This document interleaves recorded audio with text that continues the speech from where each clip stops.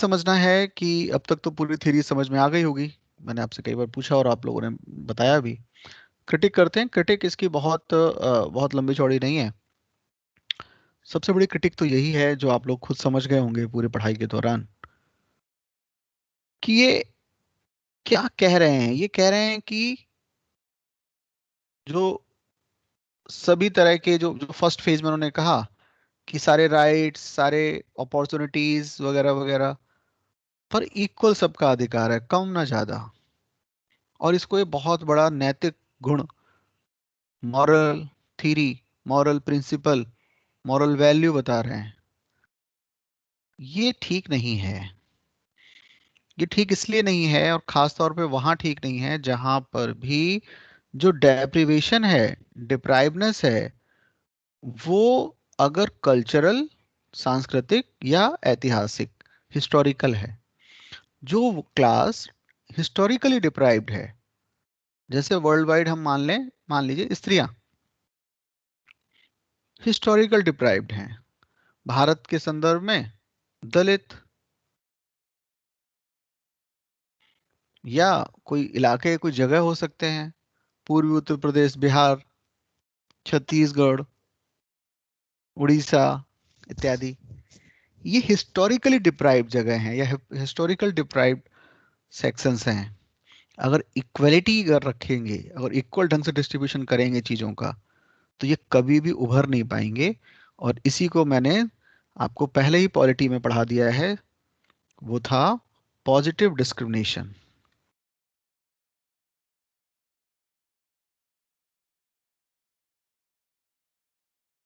जरूरत है positive discrimination की, ना कि इक्वलिटी की हर जगह।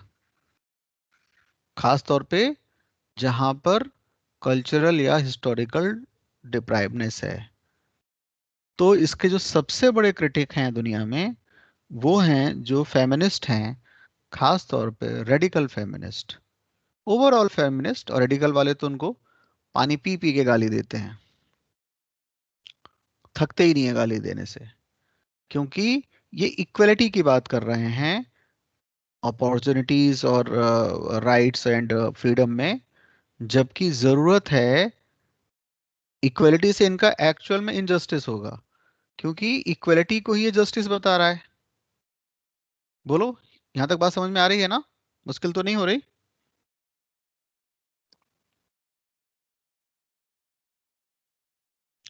तो जरूरत है पॉजिटिव डिस्क्रिमिनेशन, जिसको हम लोग अपने यहाँ आमतौर पर रिजर्वेशन के थ्रू या कोई स्पेशल उनके लिए प्रोविजन करते हैं लॉ बनाते समय।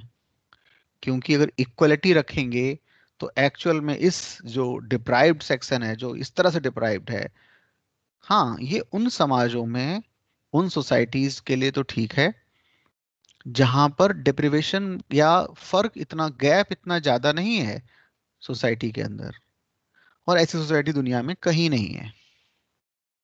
यूएसए में भी ब्लैक और नॉन ब्लैक के बीच का डिप्रिवेशन है। और दुनिया में सब जगह है अलग अलग तरीके से। तो कुछ सेक्शन को हमें हमेशा इक्वलिटी लाकर उनके साथ हम इनजस्टिस करेंगे, उसकी जगह क्या देना होगा उनको? क्या करना होगा? डिस्क्रिमिनेशन, पॉजिटिव डिस्क्रिमिनेशन करना होगा, रिजर्वेशन देना होगा, स्पेशल उनके लिए लॉ बनाने होंगे, स्पेशल प्रोटेक्शन देना होगा। और इसी बेस पे तो हम लोगों ने कई लॉ बनाए हैं। जो महिलाओं के डॉरी लॉ है, दहेज को रोकने के लिए जो लॉ है, वो बहुत ही डिस्क्रिमिनेटरी है।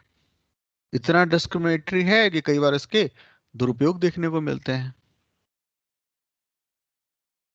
या डोमेस्टिक वायलेंस एक्ट के बारे में अक्सर मैं बताता हूँ, या और भी बहुत जगह। क्योंकि इसी तरह अनटचेबिलिटी वाला है, या ST ST एक्ट हम जिसको बोल देते हैं।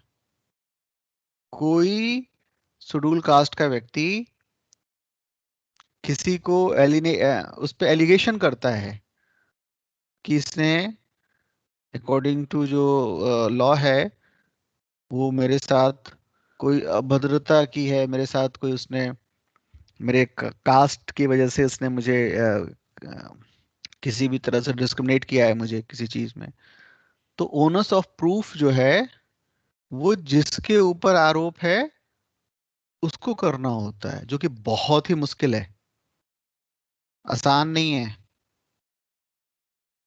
और इस तरह का लॉ दुनिया में एक आध देश को, फ्रांस वगैरह को छोड़कर, बाकी कहीं भी नहीं है जहां पर अपराधी को प्रूफ करना होता हो कि उसने अपराध नहीं किया है। आप बात समझ रहे हैं? कोई दलित अगर कह देता है कि मेरे साथ डिस्क्रिमिनेशन हुआ है, तो उसे प्रूफ नहीं करना है कि उसने डिस्क्रिमिनेशन उसके साथ नहीं हुआ है कि नहीं हुआ है। जिसके ऊपर आरोप है उसको सिद्ध करना है कि उसने नहीं किया है, और ये अपने आप में बहुत मुश्किल काम है। ओके, समझ रहे हैं ना?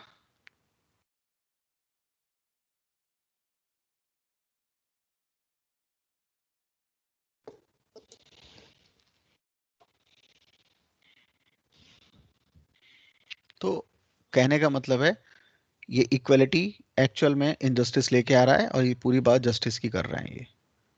ओके, तो ये बात है। बढ़े आगे, ये समझ में आ गया? बोलो। Yes sir. दूसरी बात जो है वो रॉबर्ट नॉजिक की है, जो है तो ये भी लिबर्टी और लिबर्टेरियन उसका है, बट ये एक्सट्रीम लिबर्टी में बिलीव करता है। वो तो इक्वलिटी मिली हुई लिबर्टी थी इसकी, रॉल्स की। तो नेक्स्ट और फोर्थ फेज माना जाता है,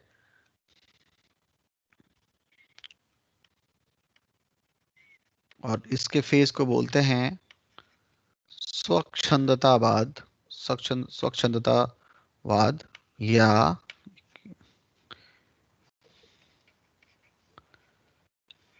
लिबर्टेरियन थ्योरी। ये क्या कहता है? नाम है, नाम आप लोग जरूर लिख लेंगे, Robert Nozick, NOZICK, Robert Nozick. ये क्या कहता है? ये एक पूरा कैलकुलेशन देता है, लंबा चौड़ा कैलकुलेशन। आपके समझ में समझा देता हूँ, समझ में आया तो ठीक है, वरना ऐसे कोई ज्यादा कोई कैलकुलेशन हमें करके दिखानी नहीं है। वो ये कह रहा है कि ये थ्योरी चलेगी ही नहीं, प्रैक्टिकली नहीं है थ्योरी ये। ये कह रहा है प्रैक्टिकल इसलिए नहीं है कि आप देखो, पहली वाली जो बात थी, दो इसने रूल्स बनाए थे ना। एक तो था कि इक्वलिटी और इंडिपेंडेंसी वगैरह वगैरह इक्वल बांटना चाहिए। उसका क्रिटिसिज्म मैंने कहा कि कल्चरल क्रिटिक होगा इसका, हिस्टोरिकल जो डिप्राइव्ड है वो लोग क्रिटिक करेंगे। दूसरा था कि रिसोर्सेस को डिवाइड करना चाहिए और मिनिमम सबको मिल जाना चाहिए जो भी डिप्राइव्ड हैं, और बाकी कैपेसिटी के अकॉर्डिंग डिस्ट्रीब्यूट होना चाहिए। यही था ना? जी बोलो। जी। तो इसी को वो क्रिटिक करता है और कहता है ये प्रैक्टिकली नहीं है, ये अपने आप में ही कॉन्ट्राडिक्टरी है बात। वो कहता है कि मान लो डिप्राइवनेस को हम मान लेते हैं, जैसे कि हम कहते हैं ना अपने भारत में कि बिलो पॉवर्टी लाइन किसको मानेंगे। तो मान लो, तो हम मानते हैं कि जो लोग दिन भर में इतना पैसा कमा लेंगे या इतनी कैलोरी कमा लेंगे, उसके ऊपर वालों को हम अब पॉवर्टी लाइन कहेंगे, बाकी को बिलो पॉवर्टी लाइन कहेंगे।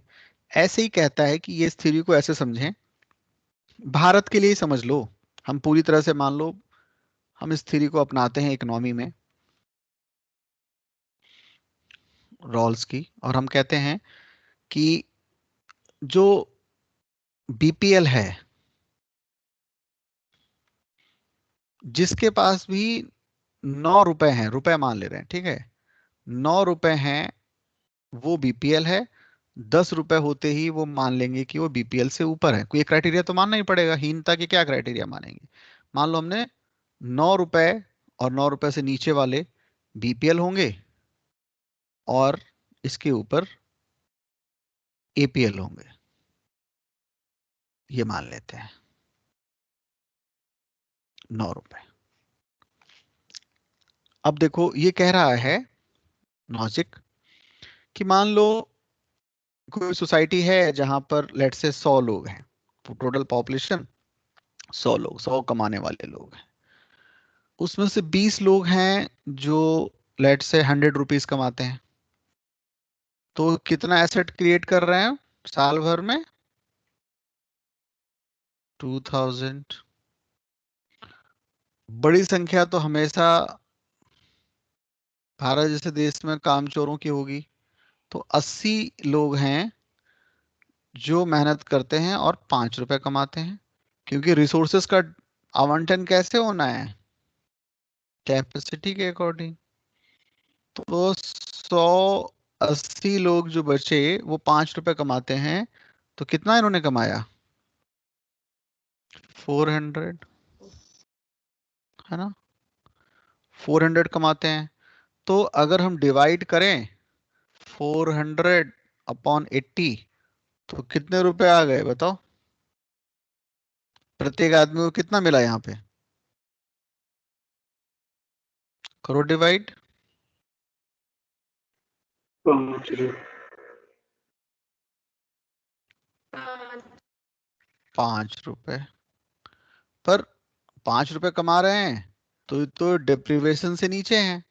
10 रुपए होंगे तब तो मानेंगे कि हम ये लोग बीपीएल से ऊपर हैं। तो क्या करना होगा? इनसे पैसे लेकर इधर देने होंगे। तो लेट से इसको पूरा करने के लिए कितना करना होगा? इनसे टैक्स बढ़ाएंगे हम, और टैक्स इनसे कलेक्ट करेंगे लगभग 400 रुपए। जब 400 करेंगे तो इसमें आप जोड़ दोगे इनके 400, ये मिलाकर सब लोग फिर 10-10 रुपए के लायक हो जाएंगे। यही तो करना होगा ना? यहां तक बात समझ में आई क्या सबके? यस ये जो सर। इनको बीपीएल से ऊपर उठाने के लिए, भाई देखो, रिसोर्स तो उतने ही होते हैं, ठीक है। इन लोगों ने, ये बीसी लोग हैं जो बहुत अच्छा कमाते हैं, और हमका एवरेज मान ले रहे हैं 100 रुपए कमाते हैं, और इनकी संख्या तो बहुत ज्यादा है। ये एवरेज 5 कमाते हैं, पर 5 कमाने के बावजूद इनको कंपनसेट करना होगा, और कंपनसेट इनसे होगा जिन पे हम हैवी टैक्स लगाएंगे। और कर दिया गया। तो चलो, इनके पास आ गए 10-10 रुपए सबके पास, ठीक है।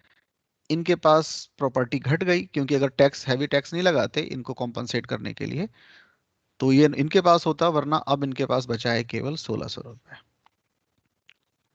अब ये 10 रुपए है इनको, क्योंकि कैपेबल है नहीं, ज्यादातर कैपेसिटी तो है नहीं, स्किलफुल है नहीं, और पैसा भी मुफ्त का मिल गया। तो कैसे मुफ्त का मिल गया? जैसे हम लोग 2000 रुपए हर 3 महीने पर हमारे मोदी जी किसानों के खाते में डाल रहे हैं। बट लोग समझे नहीं, इनके झूठ को ज्यादा अच्छा समझा। एक झूठ और बोला जा रहा था, उसमें 72,000 रुपए साल दिया जा रहा था। याद है आपको? कौन बोल दे रहा था 72,000 रुपए? याद है? अपोजिशन। कांग्रेस। तो देखो, न्याय। भारत जैसे देश में पॉलिटिक्स में हर कोई झूठ बोलता है, बट किसी किसी का झूठ हमें इतना प्यारा लगता है, बिल्कुल हम प्रेम में जैसे होते हैं। सामने वाला 100% झूठ बोल रहा होता है, बट किसी के झूठ पे हमें गुस्सा आती है, और किसी के झूठ पे लगता है कि बोलो, बहुत अच्छा लग रहा है, बोलो।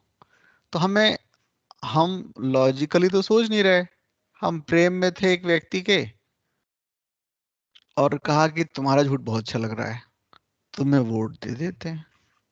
इनका वाला रह गया। तो कुल मिला के 6,000 रुपए मिलते हैं शायद, हर 3 महीने पे मिलते हैं, ऐसे ही कुछ है, ठीक है। खैर जो भी है, अब हमारे केस में तो यहाँ 10 रुपए मिल रहे हैं। अब इसके लिए कोई श्रम तो देखो किया नहीं गया, और मिलना तय है, क्योंकि ये रूल है कि आपको बीपीएल नहीं रहने देंगे। अब ये आदमी, मैं खाली एक काल्पनिक बात कह रहा हूँ, जाहिर सी बात है, समझाने के लिए आपको 10 रुपए मिले। अब मालूम है 10 रुपए से नीचे लोग आने नहीं देंगे, आएंगे तो कॉम्पनसेट हमें हमेशा किया जाएगा। तो ये क्या करेगा? 3 रुपए का साल भर में ये देखेगा सिनेमा, 3 रुपए की कुछ ऐसे पेय पदार्थ ले आएगा जिसको पीने के बाद स्वर्ग यही है, यही है, ऐसा उसको लगेगा। ठीक है। 2 रुपए का इसने, मान लो 2 रुपए का खाना खरीद लिया साल भर के लिए अपना, भोजन। 2 रुपए का कुछ और कपड़े लत्ते खरीद लिए, कुल मिला के फिर ये खाली है, 0 पे ही है। ऐसा नहीं कि इसने कोई बचत कर ली है या उसका कोई इससे कोई वो कुछ क्रिएट कर लेगा कोई प्रॉपर्टी और इस बीपीएल से खुद को बाहर निकाल लेगा। एक तो पैसा भी कम है, ऐसा नहीं कि बहुत ज्यादा है, और दूसरी बात है इनकी प्रवृत्ति जो है, इनका जो नेचर है, ये जो वैसे स्किलफुल नहीं है, और गारंटी है ही कि तुम्हें हम इतना तो देंगे ही देंगे। ओके। लॉजिक इसी, क्योंकि ये एक्सट्रीम लिबर्टी वाला है, ये पूंजीवाद का एक्सट्रीम है लॉजिक, ध्यान रखना है। तो वो इसकी तर्क को कह रहा है कि ये तरीका ही गड़बड़ है, वेलफेयर स्टेट जैसी चीज ही गड़बड़ है, ये चल ही नहीं सकता। क्यों नहीं चल सकता? नेक्स्ट स्टेज में क्या क्या कह रहा है ये, कि अब हो गए इनके पास 1600 रुपए, और इनके पास 10-10 रुपए हमने दिए ही थे, सबने फूक फाक के कर लिया 0, बचा ही नहीं, कुछ बचता ही नहीं है। तो 0 कर लिया। नेक्स्ट टाइम क्या करना होगा कि ये कंपनसेट करने के लिए हमें इनसे और टैक्स लेना होगा। तो नेक्स्ट टाइम आप कैलकुलेट करोगे तो कुछ इनके पास बचेंगे, लेट से कुछ भी समझ लें, मान लो 1200 बचे, बट ये तो यही करते रहेंगे। और एक समय ऐसा आएगा कि ये लगातार इनकी कैपेसिटी घटती जाएगी, घटती जाएगी। क्यों घटती जाएगी? इनको लगातार इन्हें कंपनसेट करना है, उन लोगों को जहां पर कोई भी एक्चुअल में एसेट क्रिएट नहीं हो रहा है। ये इनके बिहाफ पर, और इनकी संख्या इतनी ज्यादा होती है, इनके बिहाफ पर ये पल रहे हैं। और समय ऐसा आएगा कि ये इनके पास लगातार, एक तो इनका मोटिवेशन गिरेगा, ये पैसा अब यहाँ रखना नहीं चाहेंगे, ये पैसा यहाँ से निकाल कर एयरटेल की तरह किसी दूसरे देश में इन्वेस्ट करेंगे, क्योंकि यहाँ मालूम है कि पैसा कमा भी लेंगे ना, हैवी टैक्स लगेगा। ऐसे देश में, वेलफेयर वाले देश में, भारत जैसे देश में, भारत का एग्जांपल क्योंकि आप जल्दी समझ पाएंगे इसलिए मैं कह रहा हूँ, कि आप जितना कमाओगे आपका टैक्स का रेट बढ़ता जाएगा, और आम तौर पर आप पर शिकंजा कसता जाएगा। स्टेट की पूरी निगाह रहेगी आप ही पर, क्योंकि माना जाएगा कि आप पैसा कमा रहे हो तो आप एक बहुत अच्छा काम नहीं कर रहे हो। तो आप एक लग्जरी गाड़ी खरीदेंगे, 70s के दशक में भारत में आपको 500% का टैक्स देना पड़ेगा। तो एक आपने लेट से लेक्सिकन खरीदी, जिसको यूएसए में शायद वहां पे उस समय शायद 10 लाख की मिलती थी, जो कि बहुत महंगी गाड़ी है, 70 में 10 लाख बहुत बड़ी गाड़ी, बहुत महंगी हो गई। पर भारत में आप लेंगे तो 45,000, 45 लाख से ऊपर देना होगा, और कई बार तो और ज्यादा, 65 लाख और क्या। क्यों? क्योंकि माना जा रहा है कि आप ये लग्जरी जो है, ये कोई बहुत अच्छी बात नहीं है। और अच्छी बात है तो आप कमाओ, खरीदो, हम आप पे हैवी टैक्स लगाएंगे, और ये जो पैसा आएगा, ये पैसे का क्या करेंगे?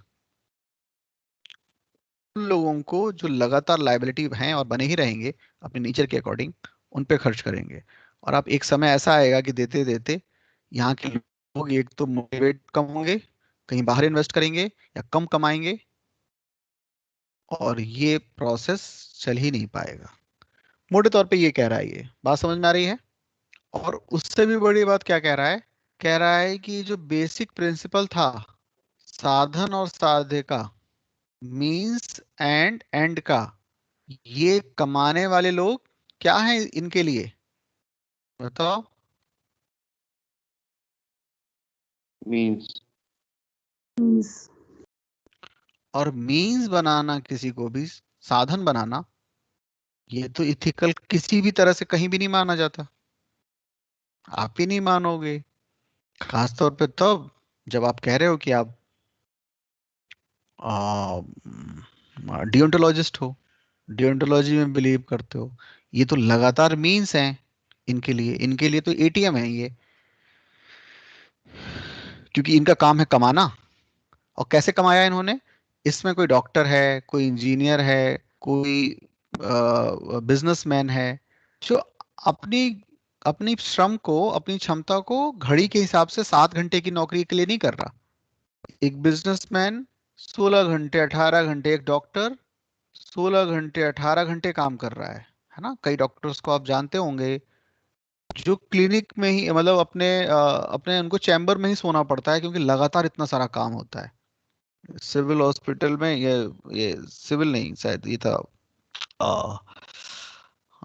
बरेली का एक हॉस्पिटल है, हमारे बहुत पुराने मित्र हैं, मिशन मिशन हॉस्पिटल। उनको लोग पागल कहते हैं। इसलिए पागल कहते हैं कि उनको बड़ा जुनून है काम करने का, अपने जो भी उनको काम है। ठीक है। तो कई बार, अब काम तो बहुत है हमारे यहाँ काम की कमी तो है नहीं। तो उनको सैलरी मिलती है वही जो भी डॉक्टर को मिलती है, 2-2.5 लाख सैलरी मिलती है, जो सभी को मिलती है। बट वो, उनके यहाँ कई बार उनकी जो भाभी जी, उनकी वाइफ कई बार कहती है कि अजीब पागल इंसान है। वहीं हॉस्पिटल में सो जाते हैं। क्यों? लगातार ऑपरेशंस हैं, लगातार कुछ हैं। और हो सकता है इतने श्रम की वजह से वो अच्छा पैसा कमा रहे हैं, बट इस श्रम की वजह से उनको दूसरी बहुत सारी हेल्थ और बाकी प्रॉब्लम हो, या सोशल प्रॉब्लम तो हो ही जाती है, क्योंकि आप हर हर रिलेशन टाइम मांगता है और आप टाइम दे नहीं रहे हो। तो ये अपनी कीमत पर, अपने सोशल और अपने हेल्थ और बाकी कीमत पर पैसे कमा रहे हैं। और इसका बड़ा हिस्सा उन लोगों में शिफ्ट हो जा रहा है जो आखिरकार उसको जीरो कर दे रहे हैं। क्योंकि अगर 70 साल से अगर वेलफेयर हो रहा है, तो इनका वेलफेयर हुआ क्यों नहीं? ये सवाल उठाता है Robert Nozick. Of course Nozick की भी आलोचना की जा सकती है, बट अभी हम बात तो कर रहे हैं कि ये क्वेश्चन क्या उठा रहा है और क्या इनकी क्रिटिक कर रहा है, हम वो बात कर रहे हैं। तो दो क्रिटिक हो गए। एक तो फेमिनिस्ट और बाकी लोग कर रहे हैं कि इक्वलिटी को, जो आप बता रहे हो कि इक्वलिटी जो है वो इम्पार्शल और फेयरनेस होता है, तो फेयरनेस है ही नहीं इक्वालिटी में। डिस्क्रिमिनेशन होना चाहिए, पॉजिटिव डिस्क्रिमिनेशन। और रॉबर्ट नॉजिक कह रहा है, दूसरा वाला जो इनका सिद्धांत था कि इकोनॉमी की प्रॉब्लम सॉल्व कर रहे थे दुनिया की, ये कि कैपिटलिज्म और सोशलिज्म का, बोले कि ये जो दोनों मिला के चला रहे हो, चल ही नहीं सकता। तरीका तो ये है जो यूएसए ने किया कि भाई, या जो बिल्कुल एक्सट्रीम कैपिटलिज्म की थीरी है कि भाई आप रूल्स को फॉलो करो। स्टेट रूल बना रहा है, ये नहीं कह रहे कि बेईमानी करो, बट रूल को फॉलो करके कितना कमा सकते हो उतना कमाओ, क्योंकि आप जो कमाओगे वो अपने आप में पूरे के पूरे सभी की समृद्धि बढ़ेगी। तो बेहतरीन जो डॉक्टर है वो खाली अपने लिए नहीं है, वो समाज के लिए बेहतरीन डॉक्टर है, हालांकि इससे पैसे कमा रहा है वो। बेहतरीन इंजीनियर है, वो बेहतरीन इंजीनियर पूरे सोसाइटी का एसेट है। जो बेहतरीन टीचर है, ये सब कुछ आपस में मिलकर आइडियल वर्ल्ड या एक मॉरल सोसाइटी बना पाएंगे। और इनका मोटिवेशन ऑफ कोर्स इनको मिलने वाला धन है। ये कह रहा है लॉजिक का। ठीक है, बताओ, दोनों ही जो क्रिटिसिज्म है, कोई चीज समझ में ना आई हो तो पूछो।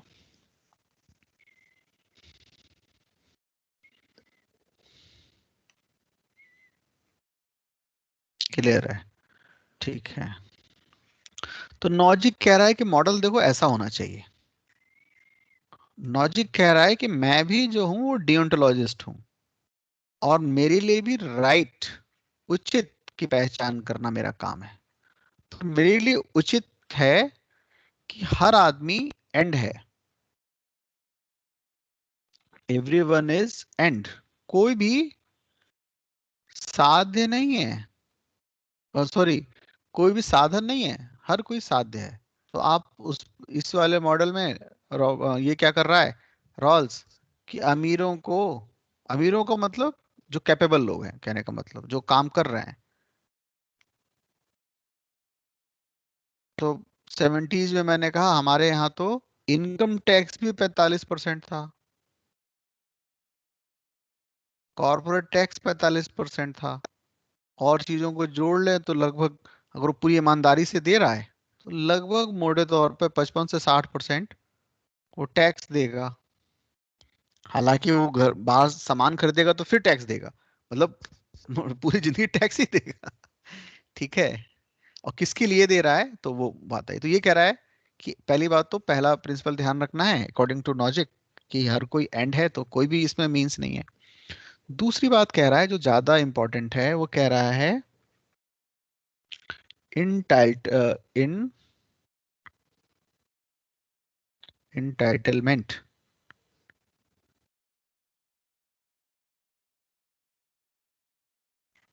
चीजों का जो बंटवारा है ना वो इंटाइटलमेंट के हिसाब से होना चाहिए। इंटाइटलमेंट की हिंदी हो सकती है हकदारी। इसी बेस पर बना है हमारा WTO। किसका हक ज्यादा है, और ये हक तय होगा उसकी पूरी तरह से उसकी कैपेसिटी पर, वो उसका हक है। तो आईफोन का मार्केट बड़ा है और इसको वर्ल्ड वाइड रोका नहीं जाना चाहिए।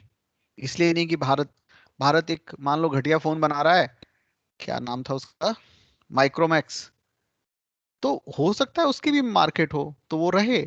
बट हम आईफोन को इंडिया में आने से इसलिए नहीं रोक सकते कि वो कहीं और का है और क्या है। उसका हक है अपनी कैपेसिटी के अकॉर्डिंग।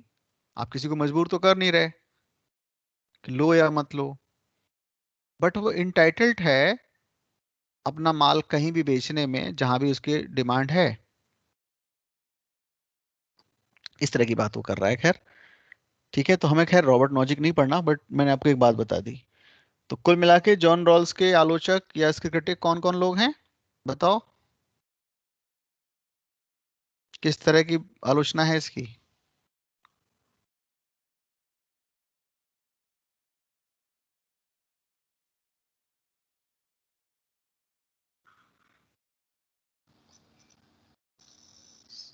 सर एक तो जितने भी फेमिनिस्ट हैं और रेडिकल फेमिनिस्ट जो हैं वो हैं इनका इनके आलोचक, या हम्म, जो दलितों के बारे में बात करते हैं वो हैं।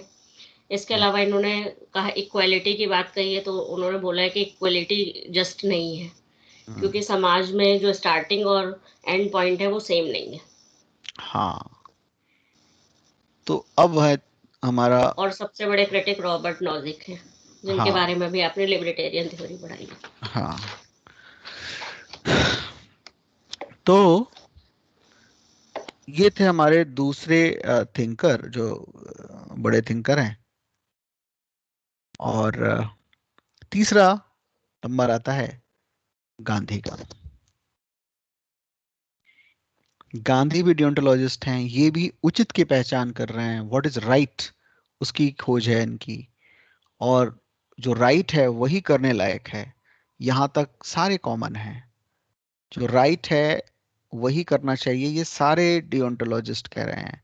कांट ने भी यही कहा, जो राइट है वो करने लायक है, वो एथिकल है, वो मॉरल है। अभी हमने देखा कि रॉबर्ट सॉरी जॉन रॉल्स भी यही कह रहा है। जॉन रॉल्स कह रहा है कि जो उचित है वही करने लायक है, जो राइट है वही करने लायक है। हालांकि राइट की सबकी अलग अलग, राइट है क्या इसको लेकर अलग अलग बातें हैं। तो जल्दी से बताओ, मैं कलर चेंज कर रहा हूँ। कांट के लिए राइट क्या है, एक शब्द में खाली बताना है। What is right according to Kant? duty, to fulfil your duty. Duty. John Rawls के अकॉर्डिंग जस्ट। जस्ट या फेयरनेस, कोई भी एक चीज कह ले, है ना। गांधी के अकॉर्डिंग ट्रुथ, सत्य। जो सत्य है वही करने लायक है, वही राइट है। और जो जो बातें कही गई हैं इसमें, जैसे कोई ड्यूटी कह रहा है, कोई फेयरनेस कह रहा है, कोई गांधी कह रहे हैं, ये कह रहे हैं कि अपने आप में ये एंड है।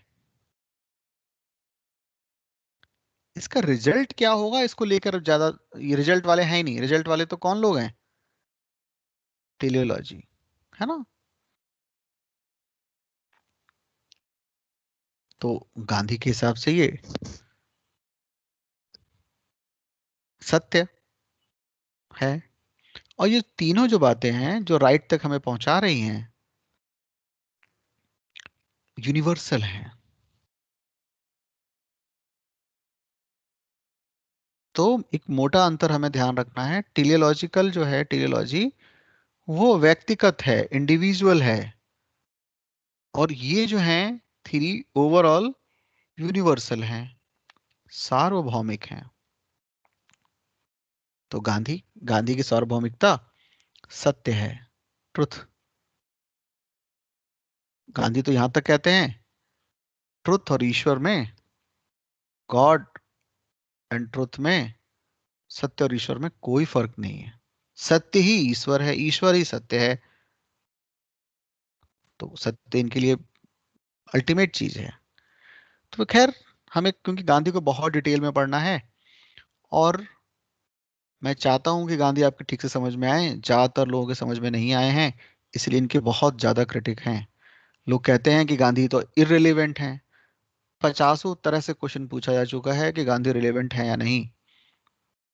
मेरे देखे तो हो सकता है इस क्लास 2 दिन की क्लास होगी कम से कम गांधी के ऊपर। इन 3 4 5 घंटे में आप जानेंगे कि सबसे रिलेवेंट गांधी ही है। हाँ, गांधी को हमने ठीक से समझा नहीं है, या इनका, तो लोग कहते हैं कि कैसे रिलेवेंट है। पाकिस्तान रोज हमले कर रहा है हमारे ऊपर, रोज बमबारी हो रही है बॉर्डर पे, चीन घुस घुस गया है हमारे बॉर्डर के अंदर, नक्सलवाद है, जगह जगह आतंकवाद है, क्राइम है, क्राइम रेट बढ़ रहा है। कैसे गांधी रेलिवेंट है? आज की तारीख में गांधी तो केवल नोट पर मुस्कुराते ही अच्छे लगते हैं। एक्चुअल में as a principle Gandhi, Gandhian philosophy fail है। आज क्या, कल पहले भी फेल थी, और अब तो पूरी तरह फेल है, ऐसा गांधी के लिए कहा जाता है। और हम सबसे कम जो हम समझते हैं, वो हम गांधी को समझते हैं सबसे कम। हम वेस्टर्न वर्ल्ड के थिंकर्स को कहीं ज्यादा पढ़ते पढ़ाते हैं, समझते हैं, बट सबसे ज्यादा जो उपेक्षित हैं वो है गांधी। तो ऐसा बिल्कुल नहीं है कि कोई आलोचना नहीं है इनकी, पर वो आलोचना हम देखेंगे, वो आलोचना जो भी करेंगे वो इनको ठीक से ना समझने की वजह से करेंगे। गांधी को गांधी की तरह से समझा जाएगा, जो कह रहे हैं उस बात को समझा जाएगा, तो आलोचना बचेगी नहीं। तो करने के लिए हम आलोचना करेंगे, पर पहले समझेंगे और देखेंगे। अब गांधी कब से फेल हुए? गांधी कभी पास हुए ही नहीं। गांधी ने जो अपना उत्तराधिकारी उत्तराधिकारी चुना, नेहरू को, वही गांधीयन फिलॉसफी से डिरेल थे। हाँ, कुछ समय के लिए हम देखेंगे विनोबा भावे, क्योंकि ये सब नाम हम सुन चुके हैं इसलिए मैं बोल रहा हूँ, विनोबा भावे गांधीयन प्रिंसिपल का प्रयोग करेंगे। कुछ हद तक जयप्रकाश नारायण भी प्रैक्टिकल करने की बात करेंगे, बट तब तक चीजें हाथ से निकल चुकी थी, चीजें इररिलेवेंट हो चुकी थी जयप्रकाश तक आते आते। पर कुछ इस तरह की बात करेंगे, कोशिश करेंगे। तो 2 अक्टूबर को गांधी केवल एक तरह से याद कर लिए जाते हैं। हालांकि उसमें से भी कुछ लोग गांधी की, अ, अब सुना ही होगा आपने, किसी ने उनकी, कोई एक महिला है, कोई साध्वी हैं, या किसी इसी तरह कोई एक्सट्रीम ग्रुप से जुड़ी हुई है, उन्होंने गांधी को एक प्रतिमा बना के गोली मारी। उस पर खूब सेलिब्रेशन हुआ गांधी की मृत्यु का। तो कुछ इस तरह के लोग भी हैं, हम जानेंगे। हमारी व्यक्तिगत से लेकर वैश्विक समस्याओं के हल के रूप में गांधी और गांधी का जो एथिकल प्रिंसिपल है, गांधी की मॉरलिटी है, वो किस तरह से इंपॉर्टेंट है। ओके। मुझे लगता है कि पिछले 100 सालों में गांधी जैसा कोई मौलिक चिंतन हुआ ही नहीं, कोई फंडामेंटल ओरिजिनल थिंकिंग हुई ही नहीं है। इस इनोग्रेटिव लेक्चर के साथ मैं गांधी को शुरू कर रहा हूं। क्या क्या पढ़ेंगे हम गांधी में, एक जगह लिख लो और फिर उस पर विचार करना। कुछ अभी हम आज बात करेंगे, कुछ नेक्स्ट क्लास में बात करेंगे। तो पहला तो है वही जो डिओन्टोलॉजिस्ट की पहली कोशिश है कि सबको पहुंचना तो उचित उचित तक है, राइट तक। तो लिखो व्हाट इज राइट। पहला पहला पॉइंट तो गांधी में यही होगा, लिखना शुरू करो। उचित की पहचान, व्हाट इज राइट, क्या है उचित, पहला हो गया। दूसरा लिखो, दूसरा एग्जाम के लिए खास तौर पे यूपीएससी में तो पूरा एक प्रश्न होगा और उसके पार्ट में गांधीयन फिलोसफी को यूज करोगे, पर पीसीएस में डायरेक्ट प्रश्न पूछेंगे, पूछे ही जाएंगे 100%, आज पूछे जाएं या आने वाले टाइम में पूछे जाएं। तो लिखो दूसरा, गांधी के नैतिक सिद्धांत, moral principles of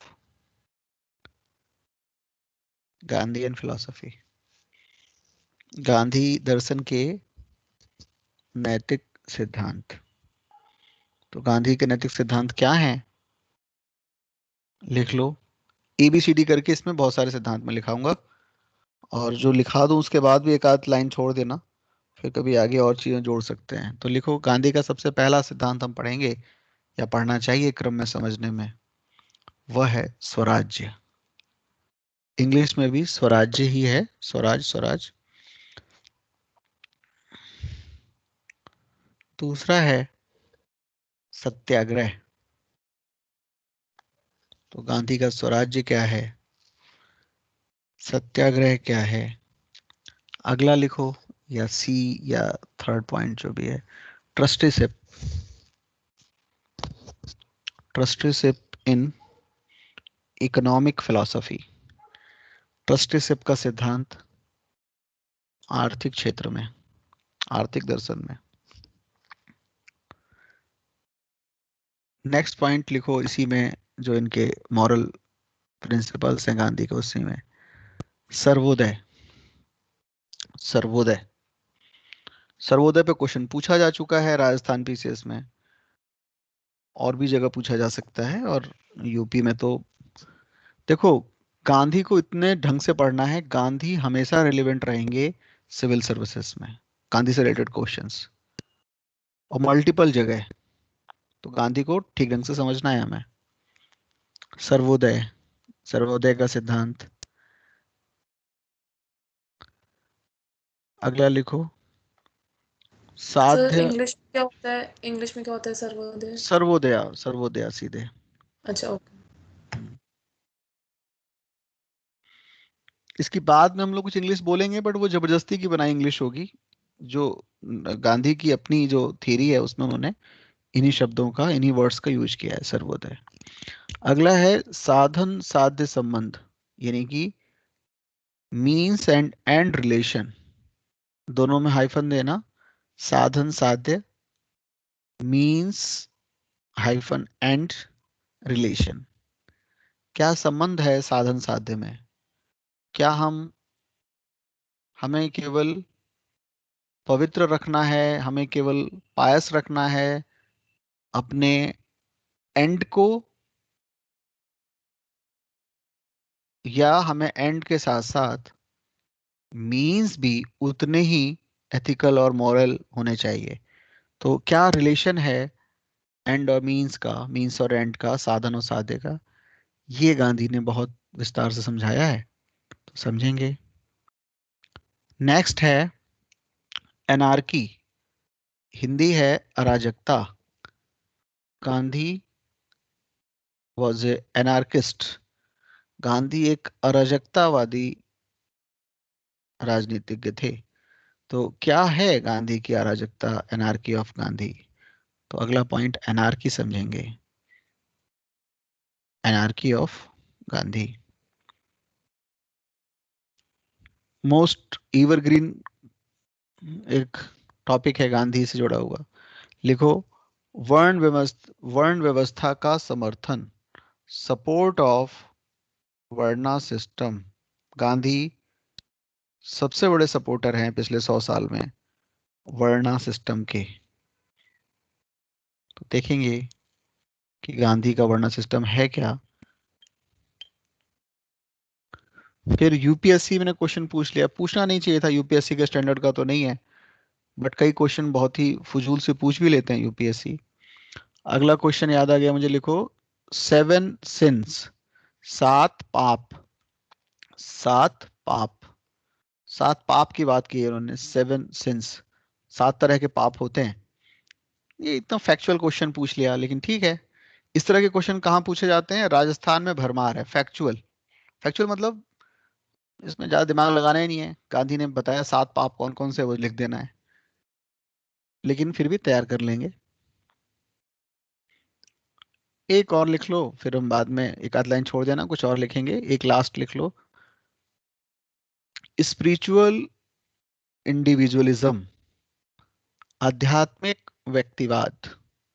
spiritual individualism, आध्यात्मिक व्यक्तिवाद। और एक आध लाइन छोड़ देना, कुछ और चीज जोड़ना होगा तो आगे जोड़ लेंगे।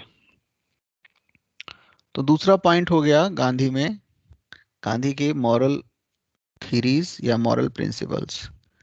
तो पहला हमें पढ़ना है, उचित की पहचान करेंगे कैसे? कैसे हम जानेंगे कि व्हाट इज राइट? जब कोई डिलेमा होगा तो हमें उचित को पकड़ना है, राइट को पकड़ना है, राइट को चूज करना है, बट कैसे हम उसको जानेंगे? फिर दूसरा, उनके हमने प्रिंसिपल्स के बारे में बात की। थर्ड पॉइंट बनाओ, थर्ड जो मेजर पॉइंट बनाना है आपको, वो बनाओ कि गांधी कुछ चीजों के विरोध में थे, या गांधीवाद कुछ चीजों के विरोध में है। तो इन गांधी थीरीज या इन गांधीयन फिलॉसफी,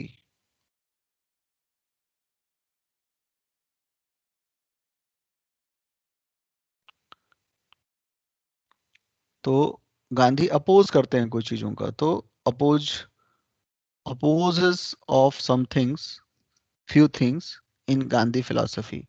गांधी का कुछ पॉइंट्स पर विरोध है, गांधी विरोध करते हैं कुछ चीजों का। कौन कौन चीजों का? गांधी गांधी किन किन चीजों के अगेंस्ट हैं, या गांधीवाद किन चीजों के अगेंस्ट है? लिखो पहला, ए बी पॉइंट करके लिखो।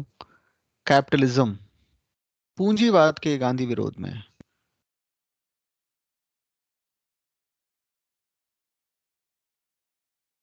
कैपिटलिज्म, पूंजीवाद। दूसरा लिखो, कंज्यूमरिज्म, उपभोक्तावाद, उपभोक्तावाद के गांधी या गांधीयन थ्योरी अगेंस्ट है। बाजारवाद, market economy, market,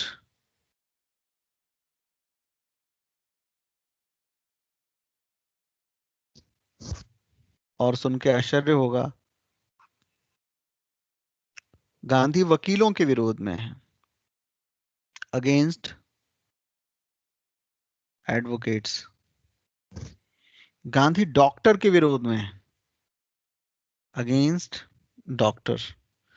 Gandhi industrialisation के विरोध में है, औद्योगिकरण। गांधी शहरीकरण के विरोध में है, urbanisation.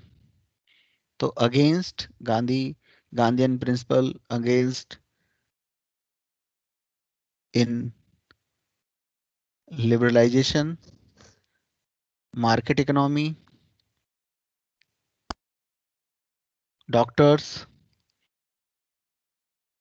Advocates, industrialisation, urbanisation, consumerism, उपभोक्तावाद, एंड कैपिटलिज्म। हाँ रोहिणी बताओ, पूछो। सर वो पूछना नहीं था सर, तो यही बोल आवाज रही थी कि मॉडर्न, हाँ, सर मेडिसिन के भी अगेंस्ट है वो, मॉडर्न मेडिसिन। वही डॉक्टर भी बताऊंगा मैं, ठीक है। And railways also sir. हाँ, तो आधुनिकीकरण जो मॉडर्नाइजेशन है उसके विरोध में। तो गांधी किन किन के खिलाफ हैं? गांधीइज्म, सबसे पहले लिखो कैपिटलिज्म। कैपिटलिज्म से जुड़ा हुआ है क्या? कंज्यूमरिज्म, मार्केट, मार्केट इकोनॉमी मतलब। खुद भी वकील हैं, बट एडवोकेट्स, डॉक्टर्स,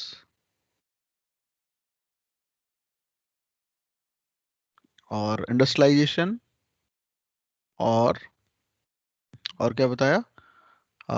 अर्बनाइजेशन। ठीक है, लिख लिया।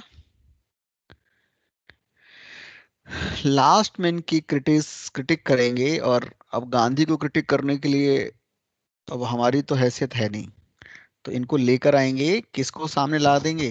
अंबेडकर को, कि दो बड़े बड़े लोग लड़े, फिर जो भी हो हमें क्या करना। तो आलोचना में हम देखेंगे, क्रिटिक में देखेंगे critics by doctor Ambedkar.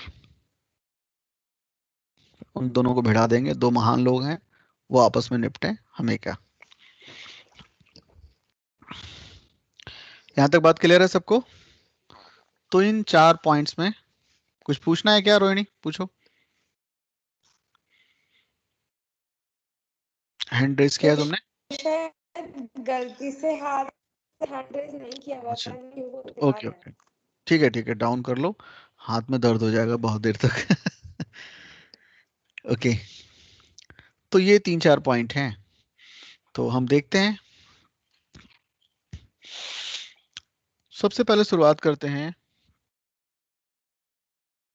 What is right? उचित क्या है? कैसे पहचानेंगे हम, कैसे हम जानेंगे कि उचित क्या है? देखो बहुत ध्यान से सुनो, बहुत बहुत इंपॉर्टेंट थ्योरी है। हमने पढ़ा कांट को, हमने पढ़ा जॉन रॉल्स को, नॉजिक की भी थोड़ी सी बात हुई, और भी बहुत लोगों की बात बीच बीच में होती रही है। वेस्टर्न वर्ल्ड में जो भी हमने पढ़ा है वो अपने आप में बड़े थिंकर होंगे, बट जब मैं कांट को पढ़ रहा हूं तो मैं जान जाऊंगा व्हाट इज राइट। जब मैं रॉल्स को पढ़ रहा हूं पूरी तरह से, तो मैं जान जाऊंगा व्हाट इज राइट। लेकिन गांधीयन फिलॉसफी में वही व्यक्ति जानेगा व्हाट इज राइट जो उचित करेगा। उचित को जानने वाला और करने वाले में कोई फर्क नहीं होगा। Means moral knowledge and moral conduct is same, हमेशा एक होंगे। मतलब कांट वांट को जान के मैं जान तो लूंगा व्हाट इज मॉरल, पर मैं करूं भी, ये गारंटी नहीं है। ये हमेशा अनिवार्य नहीं है कि मैं जानूंगा और मैं करूंगा। बहुत चांसेस हैं कि मैं जानूं कि व्हाट इज मॉरल, बट मैं वैसा करता भी हूं, बिल्कुल जरूरी नहीं है। तो मैं थ्योरी तो जान जाऊंगा। गांधी में स्कोप ही नहीं है। गांधी में जानेगा ही वही व्यक्ति, फर्जी नहीं जान सकता। जानेगा भी ही वही व्यक्ति जो उचित करेगा। तो मॉरल नॉलेज और कंडक्ट में कहीं विरोध नहीं है, कहीं गैप नहीं है। सबसे बड़ा अंतर तो मैं पहले आपको यही समझाना चाहता हूं। कैसे है वो मैं बाद में आऊंगा। क्या है ये मैंने समझाया है कि मॉरल नॉलेज और मॉरल कंडक्ट सेम होंगे। पॉसिबिलिटी ही नहीं है कि आप जाने और करें नहीं। गांधी में, वेस्टर्न वर्ल्ड में जितना भी हमने पढ़ा है, सारे वेस्टर्न ही पढ़ा है अब तक, उसमें जानना एक अलग बात है। मैं एक कॉलेज में प्रोफेसर हो सकता हूँ, और मेरे अंडर में कोई स्टूडेंट, जो लेडी स्टूडेंट है, वो रिसर्च कर रही है।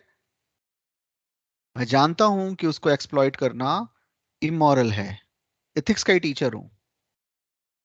फिर भी आप तमाम यूनिवर्सिटीज में ऐसे एग्जाम्पल्स बीच बीच में सुनते ही रहते होंगे, और कोई भी एक्सेप्शन नहीं है, कोई भी यूनिवर्सिटी उसका एक्सेप्शन नहीं है। 2 4 5 साल में या और भी कम टाइम में, तो जो टीचर जैसा हाईली नॉलेजेबल या क्या सही है, व्हाट इज राइट को जानने वाला व्यक्ति, जिसका काम ही है कि जाने और लोगों को समझाए, और वो जानता भी है। बट ऐसे तमाम एग्जाम्पल मिल जाएंगे कि कांटियन फिलॉसफी लाइफ टाइम तक पढ़ा रहे हैं, बट वो जरूरी नहीं है कि वो मॉरल हो। बोलो, ये बात समझ में आई?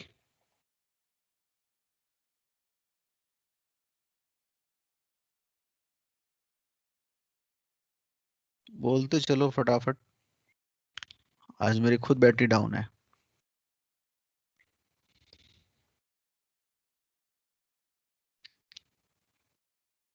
नहीं आई समझ में? जी सर, आ गई। तो कहने का मतलब है, जानने और करने में भेद नहीं होगा गांधी में, हो ही नहीं सकता। और वहां पर हम 100% नहीं कह सकते जो जानता है वो मॉरल भी है, कंडक्ट भी मॉरल है, कहने का मतलब। ये बात आप समझें। तो सबसे बड़ा भेद तो यही है कि आप यहीं से अपने आंसर की शुरुआत कर सकते हैं, अगर क्वेश्चन के अकॉर्डिंग रिलेवेंट हो तो। क्या ऐसा गांधी कर रहे हैं कि जो फर्क ही नहीं है? क्योंकि तो बहुत बड़ा फर्क है। एक तो हम जानते ही नहीं कि मॉरल क्या है, फिर हमने जाना बड़े मुश्किल से, और गारंटी नहीं है कि फिर वो आदमी तो ज्यादा खतरनाक है, वो आदमी कहीं ज्यादा खतरनाक है। और फिर पॉसिबिलिटी ही क्या बचेगी? जानने वाला भी अगर उसको ऑप्ट नहीं करता, कंडक्ट नहीं करता, तो फिर तो पॉसिबिलिटी ही नहीं है, पॉसिबल ही नहीं है कि हम एक ऐसी सोसाइटी के बारे में सोचें।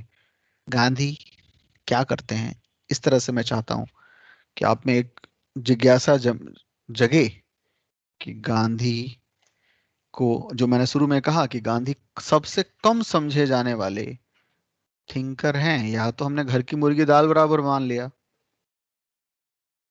जो हिंदी की कहावत है, या जो भी हो, एक बड़ा रीजन तो मेरे देखे गांधी की, हमने पूजा शुरू कर दी। ये पूजा वाला चक्कर बहुत गड़बड़ है। हमें जिससे भी नष्ट करना हो उसके में पूजा शुरू कर देनी चाहिए। माता पिता और बच्चों के संबंध में हमने पूजा जोड़ दिया। हम हर जगह पूजा जोड़ देते हैं, पति पत्नी के रिश्तों में पूजा जोड़ दिया। गड़बड़ है। हाँ, कुछ ऐसी चीजें होती हैं, कुछ हम समझ लेते हैं तो हम उससे सम्मान से झुक जाते हैं। लगभग हर व्यक्ति के लाइफ में जो भी थोड़ा थोड़ा बहुत भी पढ़ा लिखा है, पढ़ता है, कोई ना कोई एक दो व्यक्ति होते हैं, वो टीचर हो सकते हैं, उसके उसके लिए वो झुका ही होता है। वो इसलिए नहीं झुका कि क्योंकि वो टीचर है, पढ़ाया है उसने। वो इसलिए झुका है कि वो अंदर से झुका है। मतलब इसलिए उनको उसके लिए वो खाली एक फॉर्मेलिटी पे नहीं है, वो कि एक समाज का नियम है, इसलिए वो रिस्पेक्ट करता है, वो अंदर से रिस्पेक्ट करता है। और अ, तो लेकिन वो अंदर से आ रहा है। तो गांधी जो है, गांधी का रिस्पेक्ट अंदर से आएगा अगर आप इस पूरी थ्योरी को समझेंगे। तो गांधी ने कमाल किया है। और सबसे बड़ी बात, मैंने इनको कहा कि ये ओरिजिनल थिंकर हैं। कोई भी थिंक दुनिया में 100% ओरिजिनल तो नहीं होती, बट इन्होंने जो इनोवेट किया इनके खुद के अंदर से आया है, सत्य के प्रयोग, एक्सपेरिमेंट विथ ट्रुथ। और जो एक्सपेरिमेंट से आता है वो किसी रेफरेंस में ओरिजिनल कहा जा सकता है, क्योंकि वो आपने खुद जाना है, चाहे किताब से ही पढ़ा हो, बट उसने आपने आपने अनुभव खुद किया है, तो आपका है। तो गांधी, राइट,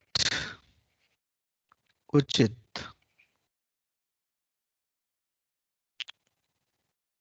तो उचित इज इक्वल टू सत्य,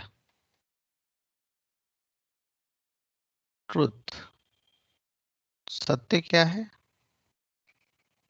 ट्रुथ क्या है, इसको हम दो तरह से देख सकते हैं।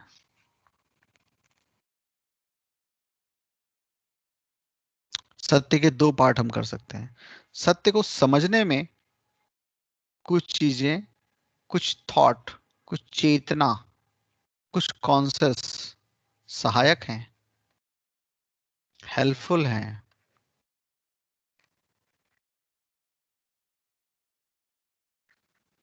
हेल्पफुल कॉन्सेप्ट, सहायक चेतना, और कुछ सत्य में बाधक हैं, बाधक चेतना।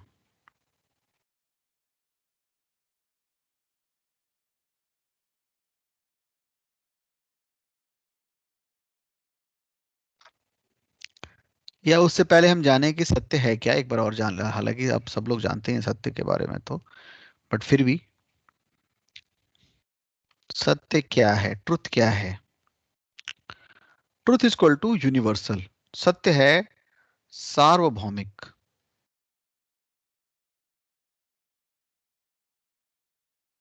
यूनिवर्सल है, बिल्कुल वैसे ही जैसे ईश्वर यूनिवर्सल है।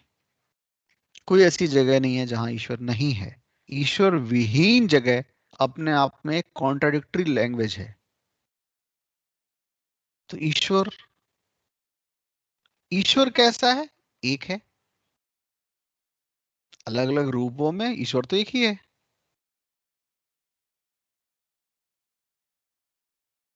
सत्य भी, क्योंकि ईश्वर है, ईश्वर जैसा ही है, तो वो क्या है?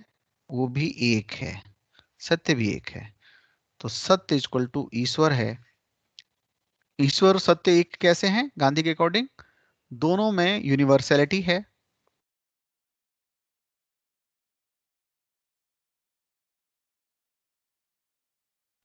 और यूनिवर्सल होने की वजह से दोनों एक हैं।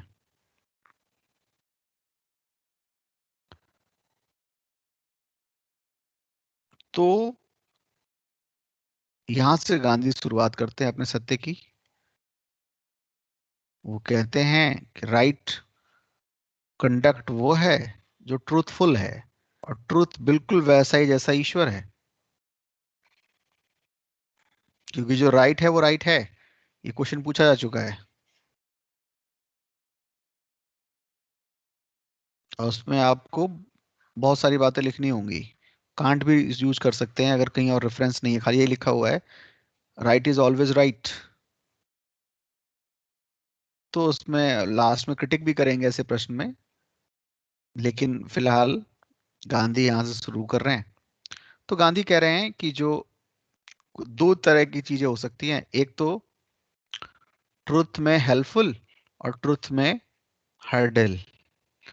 तो हमारी कॉन्सेस है, कॉन्सेस ठीक हो सकता है, हम किस तरह की कॉन्सेस बनाते हैं और उस कॉन्सेस से हम सत्य तक पहुंच जाएंगे।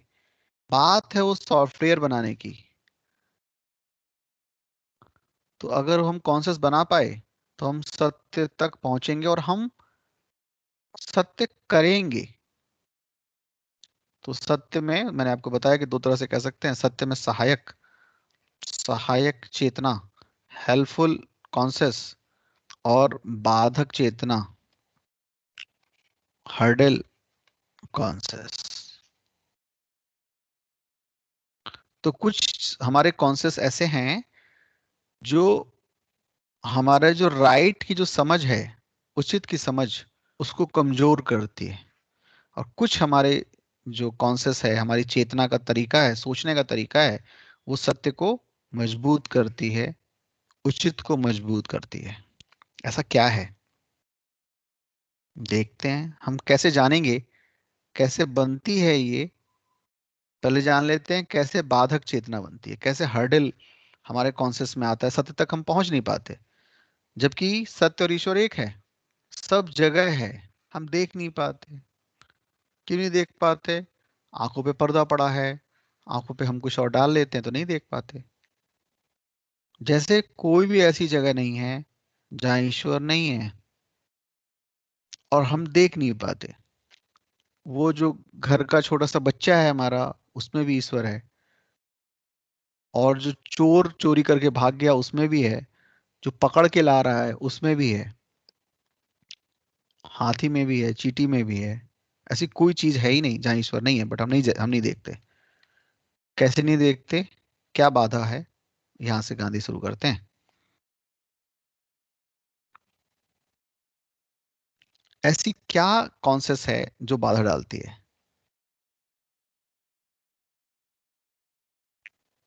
तो जैसा मैंने कहा कि ट्रुथ जो है वो यूनिवर्सल है, सार्वभौमिक है। तो ऐसी चेतना जिससे सार्वभौमिक सोच बनती हो, ऐसी कॉन्सेप्ट जिससे यूनिवर्सल थॉट बनता हो, वो सब कुछ हेल्पफुल है। और जो मेरे इंडिविजुअल सोच तक सीमित हो, वो सब कुछ हर्डल है। जिसके सेंटर में मैं हूं, व्यक्तिगत व्यक्ति है, जिस भी डिसीजन में, वो ट्रुथ तक पहुंचने में हर्डल है। और जिसमें जो भी डिसीजन यूनिवर्सल है, वो सब कुछ ट्रुथ में हेल्पफुल है। तो जो डिसीजन लिया मैंने, जो मेरे पर्सनल इंटरेस्ट में है, स्वहित की चेतना के साथ है, सेल्फ इंटरेस्ट, और सेल्फ इंटरेस्ट से मैं आगे बढ़ूंगा और अपनी चेतना को, अपनी कॉन्शियस को लगातार सेल्फ इंटरेस्ट की तरफ बढ़ाऊंगा, तो मैं कभी भी यूनिवर्सल ट्रुथ तक नहीं पहुंच सकता। यानी ये असंभव है। तो मैं अपने कॉन्शियस, कॉन्शियस सब में है, बट उसका इस्तेमाल कहाँ कर रहा हूं मैं? अगर उसका इस्तेमाल मैं खुद को सेंटर में रख के कर रहा हूं, मेरे स्वार्थ पूरे हों, तो ऐसे बढ़ते बढ़ते मैं कभी भी यूनिवर्सल ट्रुथ तक नहीं पहुंचूंगा। क्यों? क्योंकि मैं हमेशा अपना हित देखूंगा। तो व्यक्तिगत हित, इंडिविजुअल इंटरेस्ट या स्वहित, सेल्फ इंटरेस्ट के साथ यूनिवर्सल ट्रुथ तक नहीं पहुंच सकता। मैं हमेशा स्वार्थ तक पहुंचूंगा। हमेशा मुझे स्वार्थ मेरे दिमाग में होगा, मेरा इंटरेस्ट किस में है। और ऐसा व्यक्ति कभी भी सत्य तक नहीं पहुंचेगा। जैसा मैंने अभी दूसरे रेफरेंस में कहा, कंफ्यूज ना हो, खाली मैं समझाने के लिए थोड़ा सा बोल रहा हूँ, कंफ्यूज ना हो आप तो। समाधि वाला व्यक्ति सत्य तक पहुंच रहा है, सेंटर में वो अपने आप को रख रहा है या यूनिवर्सल बात करना चाह रहा है? बताओ। यूनिवर्सल। यूनिवर्सल। तो गांधी कह रहे हैं कि सत्य और यूनिवर्सल एक ही बात है। और यूनिवर्सल तक आप तब पहुंचेंगे जब आप स्वहित छोड़ दें। लगातार आप स्वहित पे काम करेंगे तो आखिरकार आप इगोइज्म में पहुंचेंगे। और यही सत्य को पहचानने में सबसे बड़ी बाधा है। तो वो कॉन्सेस, वो चेतना जो स्वार्थ युक्त है, सेल्फ इंटरेस्ट से गवर्न होती है, वो ट्रुथ को कभी पहचान नहीं सकती।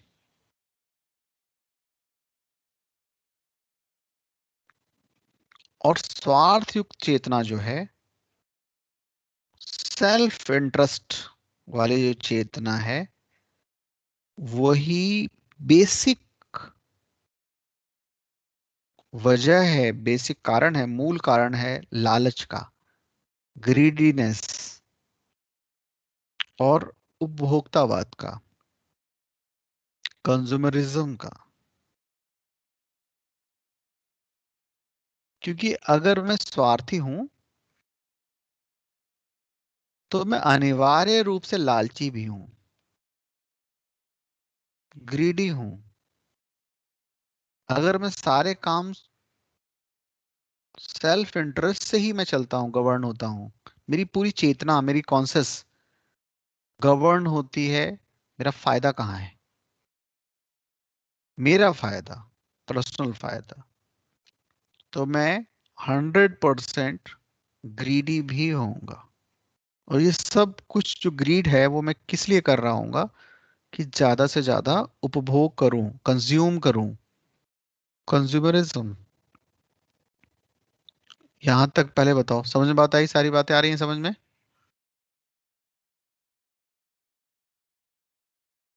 कोई पॉइंट समझ में ना आया हो तो पूछो।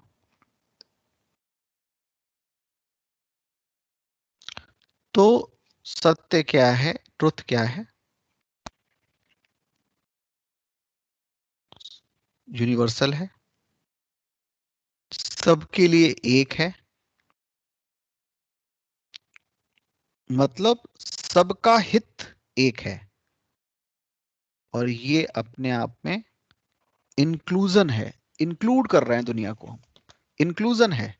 हमारा डिसीजन इंक्लूसिव होगा। इसके उल्टे स्वार्थ से लिया गया डिसीजन एक्सक्लूसिव होगा, एक्सक्लूड कर रहा होगा वो लोगों को। बताओ, यहां तक बात समझ में आई?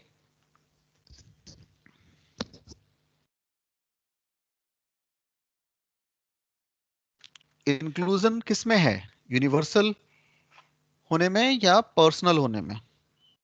बताओ। यूनिवर्सल। यूनिवर्सल होना। और जो यूनिवर्सल है वो सबके हित में है, सबके हित में है, मतलब सार्वभौमिक है, और ऐसी चीज ही सत्य होगी। अब इसको उल्टा करके भी देख सकते हैं, मतलब जो इंक्लूसिव होगा, ऑल इंक्लूसिव,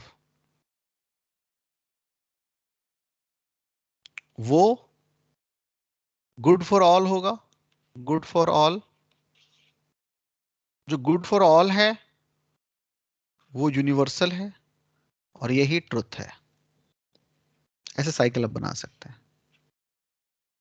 कैसे आएगा ये सत्य, और इसका उल्टा क्या होगा? इसका उल्टा मैं समझा ही चुका हूं। अगर मेरी चेतना में यूनिवर्सलिटी की जगह आई है, मैं हूं, मेरा है, तो मैं स्वहित से संचालित होऊंगा। स्वार्थ मेरे लिए सबसे बड़ी बात होगी। स्वार्थी व्यक्ति अनिवार्य रूप से लालची होता है। लालची व्यक्ति अनिवार्य रूप से उपभोग करने वाला होता है, ज्यादा से ज्यादा कंज्यूम करूं मैं, क्योंकि मैं लालच कर ही किस ले रहा हूं। और ऐसा व्यक्ति एक्सक्लूजन पे काम करता है, समावेशन उसके अंदर नहीं होता। ये गांधी का कहना है। अगर इसमें आपको कहीं भी डाउट है, क्योंकि अभी मैं गांधी को स्टैब्लिश कर रहा हूं, तो आपको कोई भी बात लगे कि गांधी रिलेवेंट नहीं लग रहा है तो मुझे बताइए, मैं उसको रिलेवेंट बनाऊंगा। बताओ, ठीक है ना? यहां तक कोई प्रॉब्लम है तो बताओ।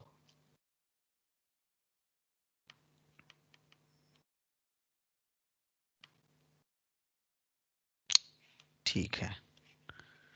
गांधी वही वाले, गांधी को हम उसी वाले फॉर्मूले पे लेके आते हैं जो हम पहले से पढ़ चुके हैं। क्या? व्यक्ति की जो चेतना है ना, कॉन्शियस, सारे डिसीजन हमारा शरीर लेता है, बॉडी लेती है, या कॉन्शियस? बताओ, कोई भी डिसीजन, अच्छा बुरा। कॉन्शियस। कॉन्शियस लेती है, बॉडी तो उसको वो तो खाली पूरा करती है। बॉडी तो वैसे चलती है। घोड़ा, मन के घोड़े को मन का, मन चलाता है शरीर को हमारे। मन में आया आपके कि म्यूजिक सुन लें तो म्यूजिक सुनते हैं आप। मन में आया किसी का सामान छीन लें, जो भी आया, मन मन को फिर वो फॉलो करता है शरीर। तो मन मतलब चेतना, यानी कॉन्शियस। कॉन्शियस जो है वो बनती ही दो तरह के अंडरस्टैंडिंग से है। हम पहले ही शुरू की क्लासेस में 2-3 बार मैं समझा चुका हूं। अंडरस्टैंडिंग ऑफ कॉन्शियस, कॉन्शियस दो तरह से बनती है। एक मैंने बताया था आपको कि मेरे कॉन्शियस में अगर ये है कि मैं शरीर हूं, बॉडी हूं, और दूसरा बताया था कि मैं सोल हूं, या सोल ही रखते हैं। तो अगर मैं बॉडी हूं, मेरी अंडरस्टैंडिंग है लाइफ को लेकर कि शरीर ही अंतिम बात है। तो मैंने आपको बताया था बॉडी हूं तो क्या हूं एक्चुअल में? बॉडी एक्चुअल में होती क्या है? तुम लोग पूरा करो इस पूरे इक्वेशन को, बताओ। Sense organs. Sense sense, organ से क्रिएट होते सेंस ऑर्गन्स है। और सेंस ऑर्गन्स हैं तो क्या है? कामनाएं, हैं। डिजायर्स, जी। भाई सेंस ऑर्गन्स हैं तो वो भूखी हैं, उनका भी पेट भरो, उनका पेट है डिजायर्स, यानी कि सकाम कर्म। इस हम बातें कर चुके हैं इसलिए मैं ये सब शब्द यूज कर रहा हूँ। तो मेरे सारे कर्म कैसे होंगे? सकाम, कामनाओं के साथ। कामना क्या है? उनकी तृप्ति, satisfaction of my sense organs या डिजायर्स। तो मैं सकाम कर्म करूंगा, कामना जो करूंगा, इच्छा जो करूंगा, वो उसको फुलफिल होनी चाहिए। इच्छाएं किसी भी मनुष्य की लिमिटेड है या अनलिमिटेड? डिजायर्स लिमिटेड है या अनलिमिटेड? अनलिमिटेड। अनलिमिटेड। तो डिजायर्स जो हैं वो अनलिमिटेड है, और दुनिया भर के जो रिसोर्सेस हैं वो अनलिमिटेड है या लिमिटेड? लिमिटेड। तो भाई अनलिमिटेड डिजायर्स हैं, लिमिटेड रिसोर्सेस हैं, मुझे मालूम है मैं नहीं करूंगा तो कोई और कर लेगा, तो मैं लालची होऊंगा या नहीं होऊंगा बताओ? यस। और ऐसे में क्या इंक्लूसिवनेस होगा या एक्सक्लूसिवनेस होगा? इंक्लूड करके चलूंगा, exclude? क्योंकि भाई एक्सक्लूसिव। मेरी खुद की पूरी नहीं हो रही इच्छाएं, तो मैं तुम्हें कैसे शामिल करूंगा? मेरी कामनाएं, मेरा जीवन 100 साल नहीं 10,000 साल का भी हो जाए, क्योंकि चेतना है जो है, और मेरे पास कितने रिसोर्सेस, इससे कुछ लेना देना है ही नहीं। अलेक्जेंडर कहाँ पैदा हुआ? Before Christ. हमला कर रहा है कहाँ पर आके? तो ये नहीं कि कितना है मेरे पास, एक कोई साधु है या फकीर है, लंगोट और एक लोटा है उसके पास, वो भी उसकी प्रॉपर्टी है, उसके लिए वो परेशान है।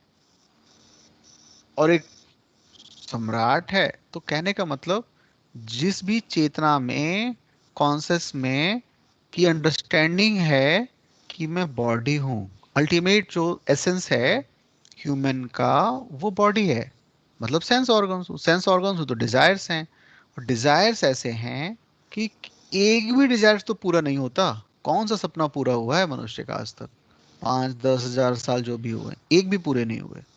एक व्यक्ति भी अपने डिजायर्स फुलफिल नहीं कर पाया है, कि उसकी जो भी 5 सेंस ऑर्गन्स उसमें एक की भी डिजायर पूरी नहीं कर पाया है, और तो और छोड़ो।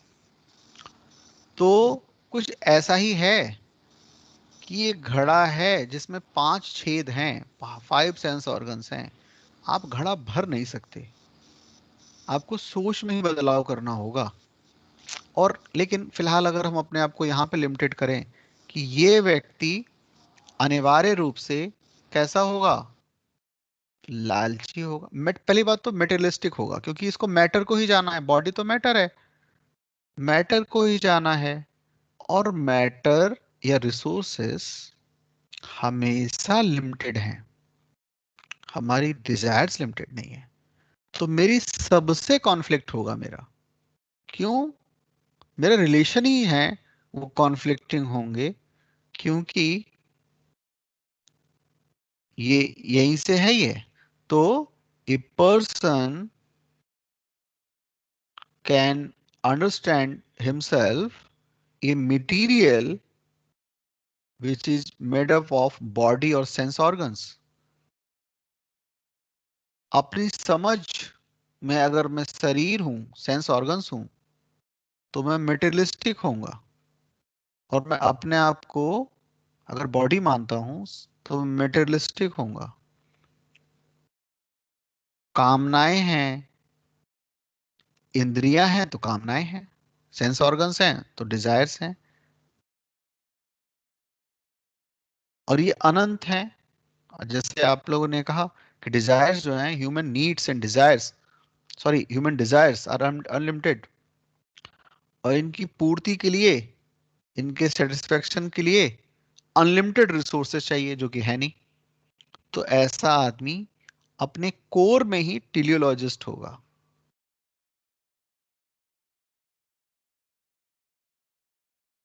और ऐसी इच्छा कभी पूरी नहीं होगी, किसी एक की भी पूरी नहीं होगी। और इतने सारे लोग हैं, 7 अरब लोग, एक की भी पूरी नहीं होगी, क्योंकि किसी एक की भी इच्छाएं जो हैं सेंस ऑर्गन्स वाली, वो कैसी हैं? अनलिमिटेड, पर रिसोर्सेस लिमिटेड हैं। ऐसा आदमी अपने कोर में किस तरह की फिलॉसफी को मानेगा? डियोंटोलॉजिस्ट या टेलियोलॉजिस्ट होगा, बताओ? टेलियोलॉजिस्ट।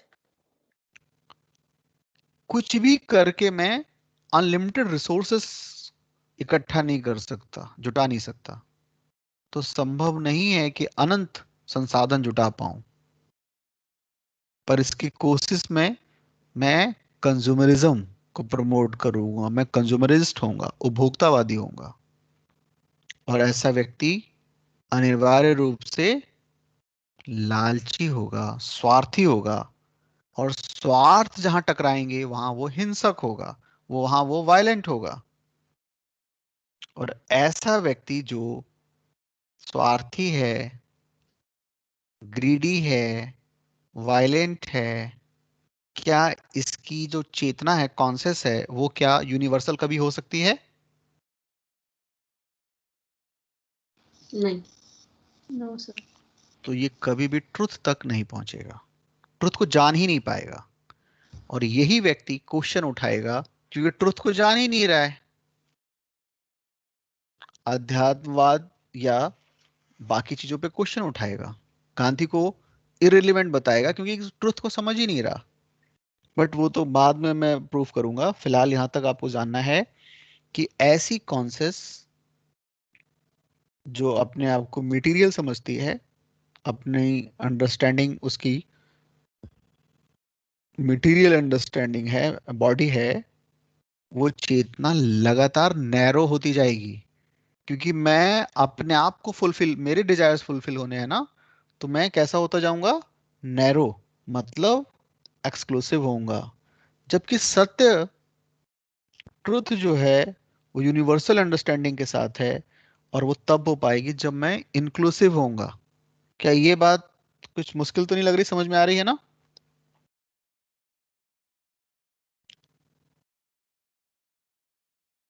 नैरो अंडरस्टैंडिंग, नैरो कॉन्सेप्ट के साथ ही मैं कैपिटलिस्ट हो सकता हूं। क्योंकि कैपिटलिस्ट में मुझे किसका हित देखना है? पूरी सेल्फ दुनिया का या इंटरेस्ट। अपना?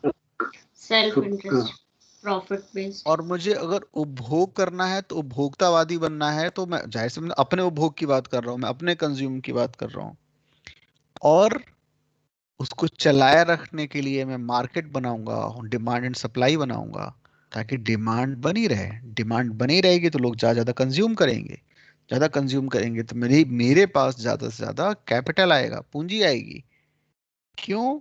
क्योंकि बाजारवाद में जो मार्केट इकोनॉमी है, वो निश्चित रूप से कंज्यूमरिज्म को प्रमोट करती है, वरना वो चलेगी ही नहीं। कंज्यूमरिज्म क्या है? What do mean by consumerism? कोई बताए मुझे, समीर बताओ।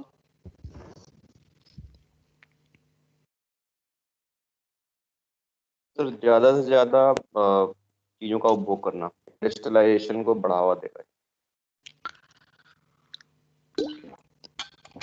ज्यादा से ज्यादा गुड्स एंड सर्विसेज को मैं कंज्यूम करूं, तो बाजारवाद में, मार्केट इकोनॉमी में वस्तुएं बढ़ेंगी। क्यों बढ़ेंगी? डिमांड होगी, डिमांड होगी तो समझे पैसा मिलेगा, तो सामान, गुड्स एंड सर्विसेज बढ़ते जाएंगे, बट कॉन्सेस छोटी होती जाएगी। और जैसे जैसे कॉन्सेस छोटी होगी, हम ट्रुथ से उतने दूर होंगे, ट्रुथ हमारे समझ में नहीं आएगा। वो हमेशा हमारे सामने रहेगा, बट हम उसको कभी जान नहीं पाएंगे, क्योंकि हमारे ऊपर पर्दा है कंज्यूम करने का। हम कोई वस्तु देखेंगे, इवन कि हम कोई व्यक्ति देखेंगे, उसका भी कैसे अपने इंटरेस्ट में मैक्सिमम उपभोग कर लेना है, ये नेचर होगा। हम कोई वस्तु देखेंगे तो उसको कंज्यूम कर लूं, ऐसा तो मार्केट इकोनॉमी में ये बात सच है, गुड्स एंड सर्विसेज बढ़ते हैं, नए नए गुड्स एंड सर्विसेज आते हैं। मैंने आपको बताया खाली दूध हुआ करता था एक जमाने में, जब मैं आपको पढ़ा रहा था अमूल का ग्रोथ। बट आज दूध सस्ता होगा कंपेयर टू जो उसके मार्केट ने नए प्रोडक्ट बना दिए हैं वो महंगा होगा। तो दूध सस्ता होगा, आप उसमें अगर मार्केट में जाएं आप कहें कि मुझे फ्लेवर्ड दूध चाहिए, तो फ्लेवर्ड दूध जिसमें कुछ वैल्यू एडिशन हुआ होगा बट एक्चुअल में उतना ऐसा कुछ नहीं हुआ और ना उसकी कोई ऐसी यूटिलिटी बढ़ गई है, बट आप कहीं ज्यादा पैसे देने को तैयार हो जाएंगे क्योंकि नया प्रोडक्ट है वो। आज तक मुझे कोई, ना मैं समझ पाया हूं और ना कोई मुझे मैं समझने की कोशिश कर रहा हूं, आप लोग समझा पाए तो समझाएंगे। ये जितने सॉफ्ट ड्रिंक्स हैं, कोको कोला और पेप्सी फलाना ढिकना, इसकी क्या मतलब, इसकी वैल्यू क्या है? अगर मैं इसको देखूं तो ये मुझे क्या प्रोवाइड कर रहा है? क्या मुझे वो किसी तरह के मिनरल्स या विटामिन्स, कोई भी विटामिन ए से लेके जेड तक जो भी विटामिन होता है कुछ प्रोवाइड कर रहा हो तो बताइए। और फिर इनका टर्नओवर देख लीजिए, दोनों आपको मैच करते हुए दिखाई नहीं देंगे।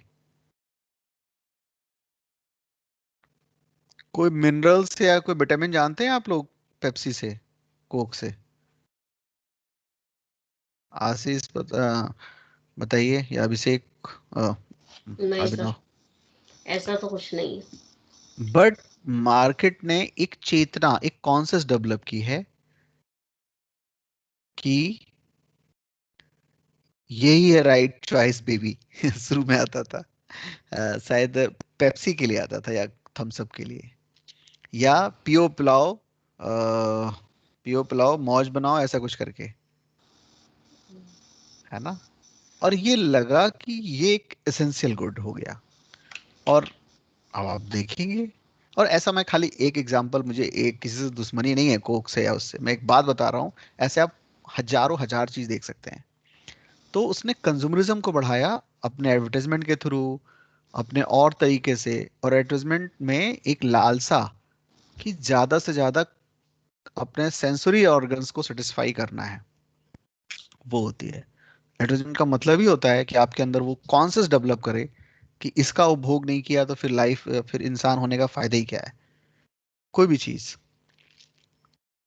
तो जो फैक्टर है कंज्यूम करने का, लालच बढ़ाने का, लालच बढ़ाता है। तो एडवर्टाइजमेंट में आप देखेंगे परफेक्ट फैमिली दिखाते हैं। मैं आज तक समझ में नहीं आया, अब तो बंद हो गया, अब मैं टीवी देख ही नहीं रहा, मुझे लगता है कि साल डेढ़ साल हो गया। अटैचमेंट तो, अब टीवी पे अटैचमेंट आते थे, अब तो जितनी भी चीजें देख रहे हैं न्यूज वगैरह तो उसमें अटैचमेंट है ही नहीं। तो उसमें एक आता था ना, हेमा मालिनी जी बेचती थी आरओ, कोई आरओ बेचती थी, कैंट का। कैंट आरओ, है ना? तो प्रचार है एक कैंट आरओ का, पर जिसमें वो दिखा रहे हैं पत्नी कैसी है, हेमा मालिनी जैसी, पति भी बिल्कुल साफ सुथरा, बच्चे बिल्कुल साफ सुथरे, घर जितना भी एरिया दिखा रहे हैं वो एक आपको ड्रीम बेच रहे हैं। वो एक्चुअल में आरओ कोई नहीं खरीद रहा। बाजार क्या बेचता है हमेशा? ड्रीम। वो एक साधारण, जो हम आम तौर पर जैसे हम लोग होते हैं, एक आम आदमी जैसा होता है, उनको लेके नहीं दिखाए बनाएंगे वो, क्योंकि वो तो ड्रीम है ही नहीं ना। 90s में जैसे ही हमारे पास पैसा आया लिबरलिज्म के बाद, फिल्में यस चोपड़ा वाली चलने लगी, जिसमें जरूर से जरूर जो नायक या नायिका है वो यूरोप घूमने जाएंगे। अगर गरीब वो गांव का भी दिखा रहे हैं ना तो सपने में भेज देगा वो एक बार, पर भेजेगा जरूर स्विट्जरलैंड। DDLG। तो अगर वो कुछ भी दिखा रहे हैं तो पूरे 90s की फिल्में देखें आप, वो कुल मिला के वो सपने बेच रहे हैं। बाजार हमेशा ज्यादा से ज्यादा वस्तुएं भरता है, गुड्स एंड सर्विसेज प्रोवाइड करता है, बट क्या छीन लेता है? कॉन्सेप्ट को छोटा करता चाहता है। क्योंकि ये जो कॉन्सेप्ट डेवलप हो रहा है सेवा वस्तुओं का, वो खुद के लिए है, वो मेरी कामनाएं, मेरे डिजायर्स फुलफिल करने के लिए है। यही जो फिलॉसफी है, इसी फिलॉसफी को कहते हैं मटेरियलिज्म, भौतिकवाद, यही है वेस्टर्न कंज्यूमरिज्म। ये प्रमोट करता है शहरीकरण को, यानी कि अर्बनाइजेशन को। क्योंकि मेरे गांव में बहुत सारी चीजें मैं टीवी पे देख तो लूंगा, टीवी तो गांव गांव पहुंच गया है, बट बहुत सारी चीजें मैं कंज्यूम नहीं कर सकता, अवेलेबल भी नहीं है और वो पॉसिबल नहीं है। तो मैं गांव पसंद ही नहीं करता। मेरे पास पहली फुर्सत में मैं गांव छोड़ के शहर भागूंगा, चाहे मैं वहां पर डेली वर्कर ही, मजदूर ही, अनस्किल्ड लेबर ही क्यों ना हूं, बट मेरा सपना नहीं है गांव में रहूं। और ऐसा, यही दर्शन, यही भौतिकतावाद, यही कंज्यूमरिज्म या यही मटेरियलिज्म इंडस्ट्रियलाइजेशन प्रोवाइड करता है, क्योंकि इंडस्ट्री से ही तो ज्यादा गुड्स एंड सर्विसेज बनेंगी। तो इंडस्ट्रियलाइजेशन क्या करता है, more and more and more good and services provide करता है, ताकि मेरी इच्छाएं और बढ़ें और मैं कंज्यूम करूं और इच्छाएं बढ़ें। और मैंने आपको बताया था, ये इच्छाएं, ये कामना, ये डिजायर्स कभी फुलफिल नहीं होती हैं, किसी की नहीं हुई हैं, किसी एक आदमी की भी नहीं हुई हैं। तो इतने सारे लोग हैं, तो यहाँ पर जरूर से जरूर वायलेंस होगा ही होगा, क्योंकि तुम मेरी कामना के बाधक हो, उसमें तुम हर्डल डाल रहे हो अपनी कामना पूरी करने के चक्कर में। मैं अपने में चक्कर में हूं। तो रिलेशन वायलेंट होंगे या नॉन वायलेंट होंगे दो लोगों के बीच, जो दोनों ही कामनाओं की पूर्ति में लगे हैं, बताओ? वायलेंट। वायलेंट होंगे। और ऐसा आदमी इन जनरल, जितनी भी मैंने लंबी चौड़ी बातें कही हैं, कभी भी ट्रुथ को, जो बिल्कुल ईश्वर की तरह सामने है, ईश्वर का नाम गांधी क्यों ले रहे हैं? गांधी एक, पहली बात तो ईश्वरवादी हैं, और वो लैंग्वेज हम समझते हैं। तो ट्रुथ ट्रुथ शायद आप ना समझें, इसलिए गांधी कह रहे हैं कि बिल्कुल ट्रुथ कहीं खोजना नहीं है, वो उतना अंदर है जितना हम खुद हैं। तो ईश्वरवादी भी जितने इस तरह के वेदांत को मानते हैं, वो भी कहते हैं कि ईश्वर को खोजना ही अपने आप में एक कॉन्ट्राडिक्टरी स्टेटमेंट है। जो चीज ही है हम, जो चीज में ही शामिल है, जैसे मछली कहे पानी खोजना है मुझे, तो पानी खोजने के लिए मछली को पानी से बाहर आना पड़ेगा, तब देखेगी कि अच्छा ये है पानी।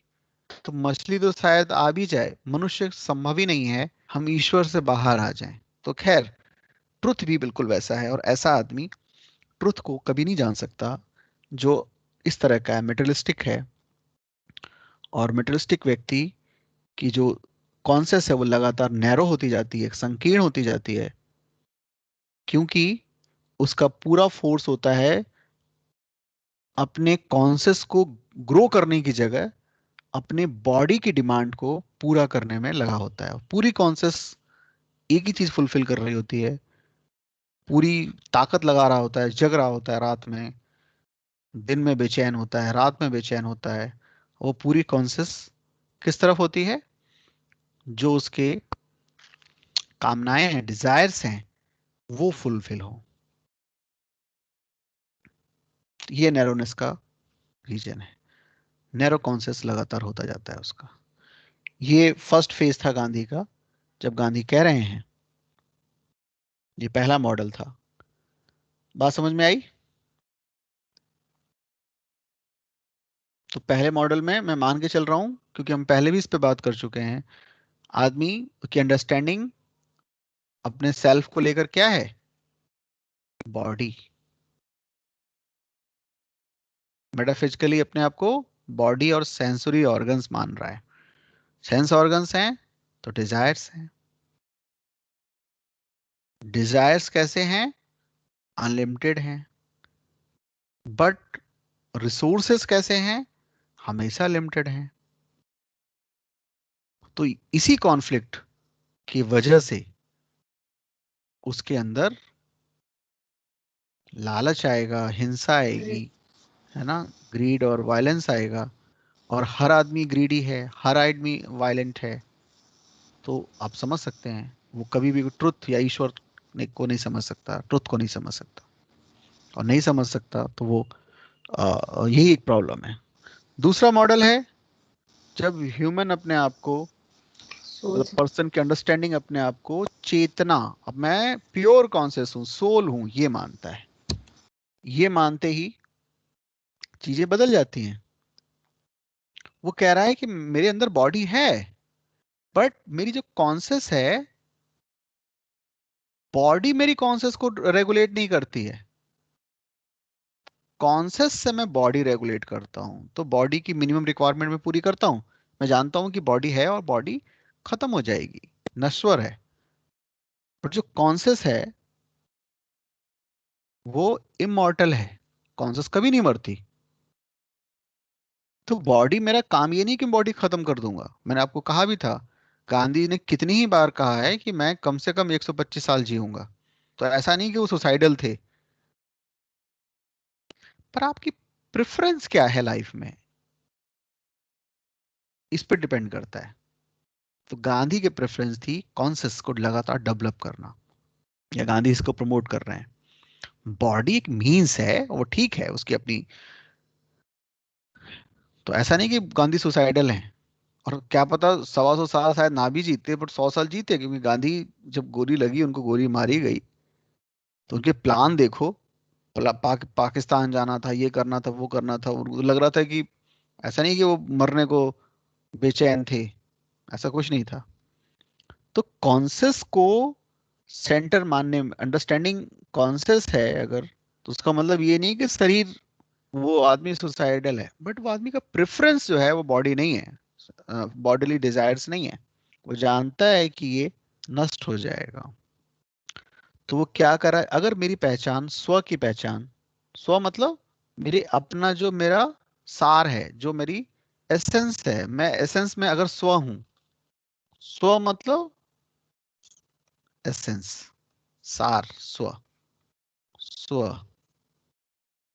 अगर मेरी स्व की पहचान कॉन्शियस है, तो अपने जीवन में, अपने लाइफ में कॉन्शियस की डिमांड को मैं पूरा करूंगा और उसी से मैं गवर्न होऊंगा।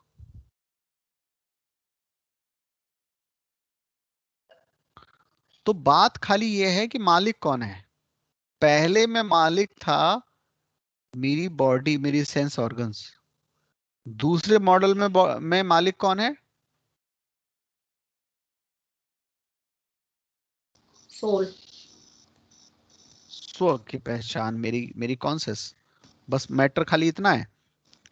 और जैसे ही ये होगा कि मैं कंट्रोल बाय डिजायर्स नहीं हूं, मैं कंट्रोल बाय कॉन्शियस हूं, और मैं लगातार फिर कॉन्शियस पे काम करूंगा। और यही मॉडल तय करेगी, और इसी मॉडल को कहेंगे स्पिरिचुअल इंडिविजुअलिज्म, आध्यात्मिक व्यक्तिवाद। अध्यात्म की तरफ मैं बढ़ूंगा। और अध्यात्म का मतलब है, अध्यात्म का मतलब कोई माला जपना नहीं है।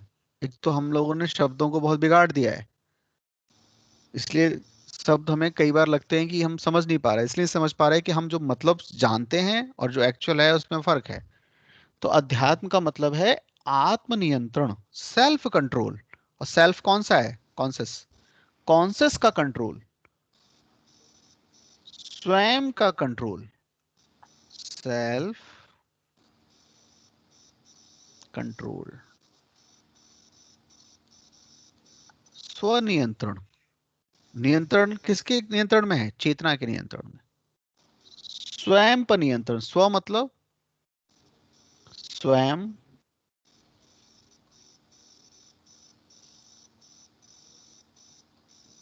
तो नियंत्रण, कंट्रोल। कंट्रोल किससे जुड़ा हुआ है?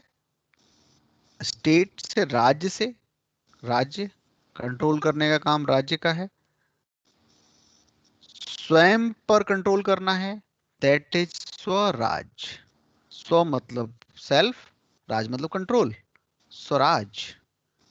तो मैं आपको पहली कॉन्सेप्ट समझा रहा हूं गांधी का, स्वराज का। स्वराज में किसके कंट्रोल में हूं मैं आत्म नियंत्रण में हूं, सेल्फ कंट्रोल में हूं। क्या बात समझ में आ रही है सबके?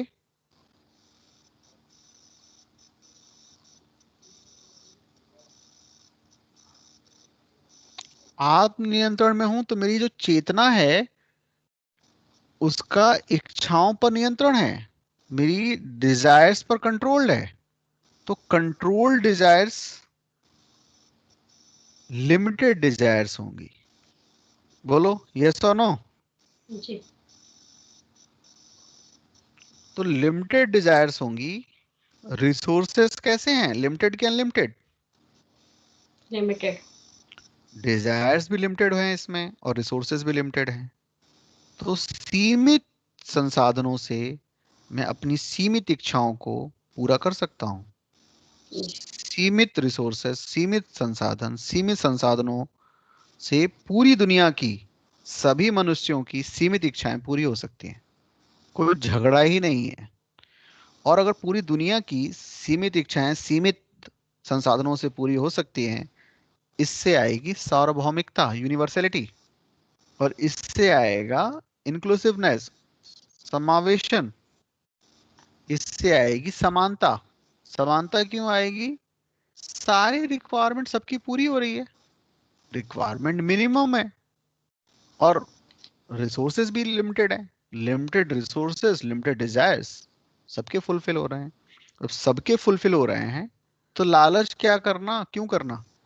लालच तो तब कर रहे थे कि भाई 100 लोग हैं, रिसोर्सेस 5 ही हैं, तो हिंसा भी होगी, लालच भी होगा, सब कुछ होगा। तो इच्छाएं पूरी होने पर व्यक्ति अब संसाधन का, जो रिसोर्सेस हैं, उसको, संपत्ति के पीछे दौड़ेगा नहीं। वो क्या करेगा? संपत्ति का वो मतलब ही नहीं है। ठीक है, ऐसा व्यक्ति के अंदर पहली चीज डेवलप होगी, नॉन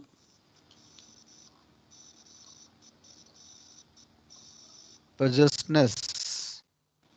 इसको बोला जाता है भारत में अपरिग्रह। अपरिग्रह क्या होता है? जमा ना करने का नेचर। क्यों जमा क्यों नहीं करना? भाई जितना चाहिए वो हमेशा अवेलेबल ही रहेगा। जमा तो हम तब करते हैं जब खतरा होता है कि मिल रहा है, ज्यादा ज्यादा लूट लो, फिर मिले ना मिले। बट जब मेरे डिजायर्स ही मिनिमम है और सबके डिजायर्स ही मिनिमम है, तो जमा करके क्या करना? बात समझ में आई? अपरिग्रह आएगा। अपरिग्रह का क्या बताया मैंने? नॉन पजेसनेस।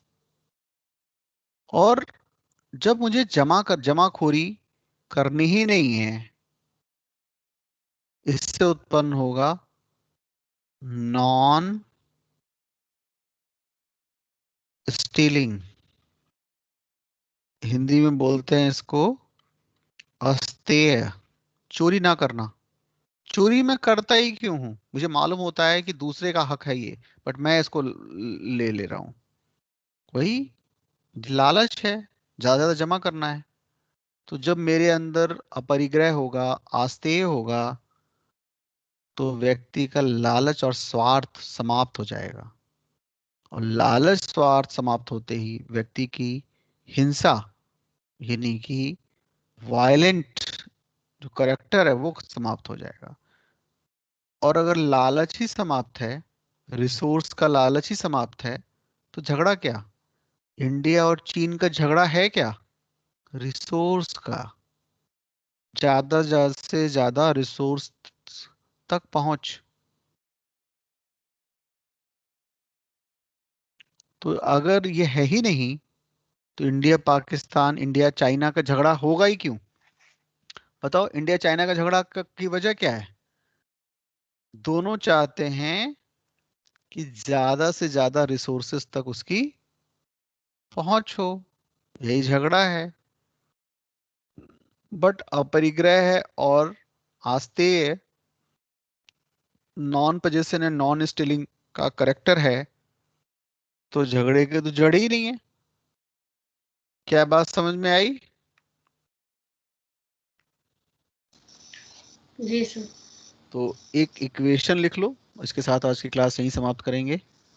दैट इज स्वराज लेकर आएगा। स्वराज क्या था? Self control. Self control. Swaraj लेकर आएगा अपरिग्रह, नॉन पोजेशन। नॉन पोजीशन लेके आएगा अस्तेय, नॉन स्टिलिंग। नॉन स्टिल लेके आएगा ग्रीडीनेस एंड इगोइज्म को खत्म कर देगा। जरूरत ही नहीं रहेगी मुझे ग्रीडी होने की या स्वार्थी होने की, और मैं स्वार्थी और लालची नहीं होऊंगा। तो अगला स्टेज होगा अहिंसा, नॉन वायलेंस। और मैं जैसे जैसे नॉन वायलेंस तक पहुंचूंगा, मैं एक्चुअल में सत्य तक पहुंचूंगा, ट्रुथ तक पहुंचूंगा। तो एरो लगा के लिखते जाओ, स्वराज के बाद एरो लगाओ अपरिग्रह, उसके बाद एरो लगाओ अस्तेय, उसके बाद एरो लगाओ the end of greediness and selfishness, और उसके बाद एरो लगाओ अहिंसा या नॉन वायलेंस, और उसके बाद एरो लगाओ ट्रुथ, सत्य। और ये सब पॉसिबल है, लिख लो, that is all are possible when desires are controlled. अगर डिजायर्स कंट्रोल नहीं है तो उस ऊपर वाले में से कोई भी बात नहीं होगी।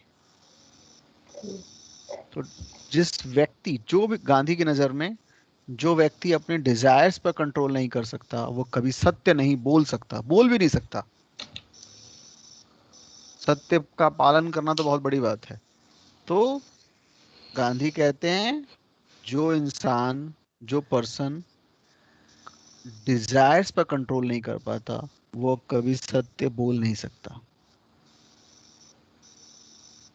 यहां से हम लोग कल शुरू करेंगे। यहां तक बात समझ में आ गई?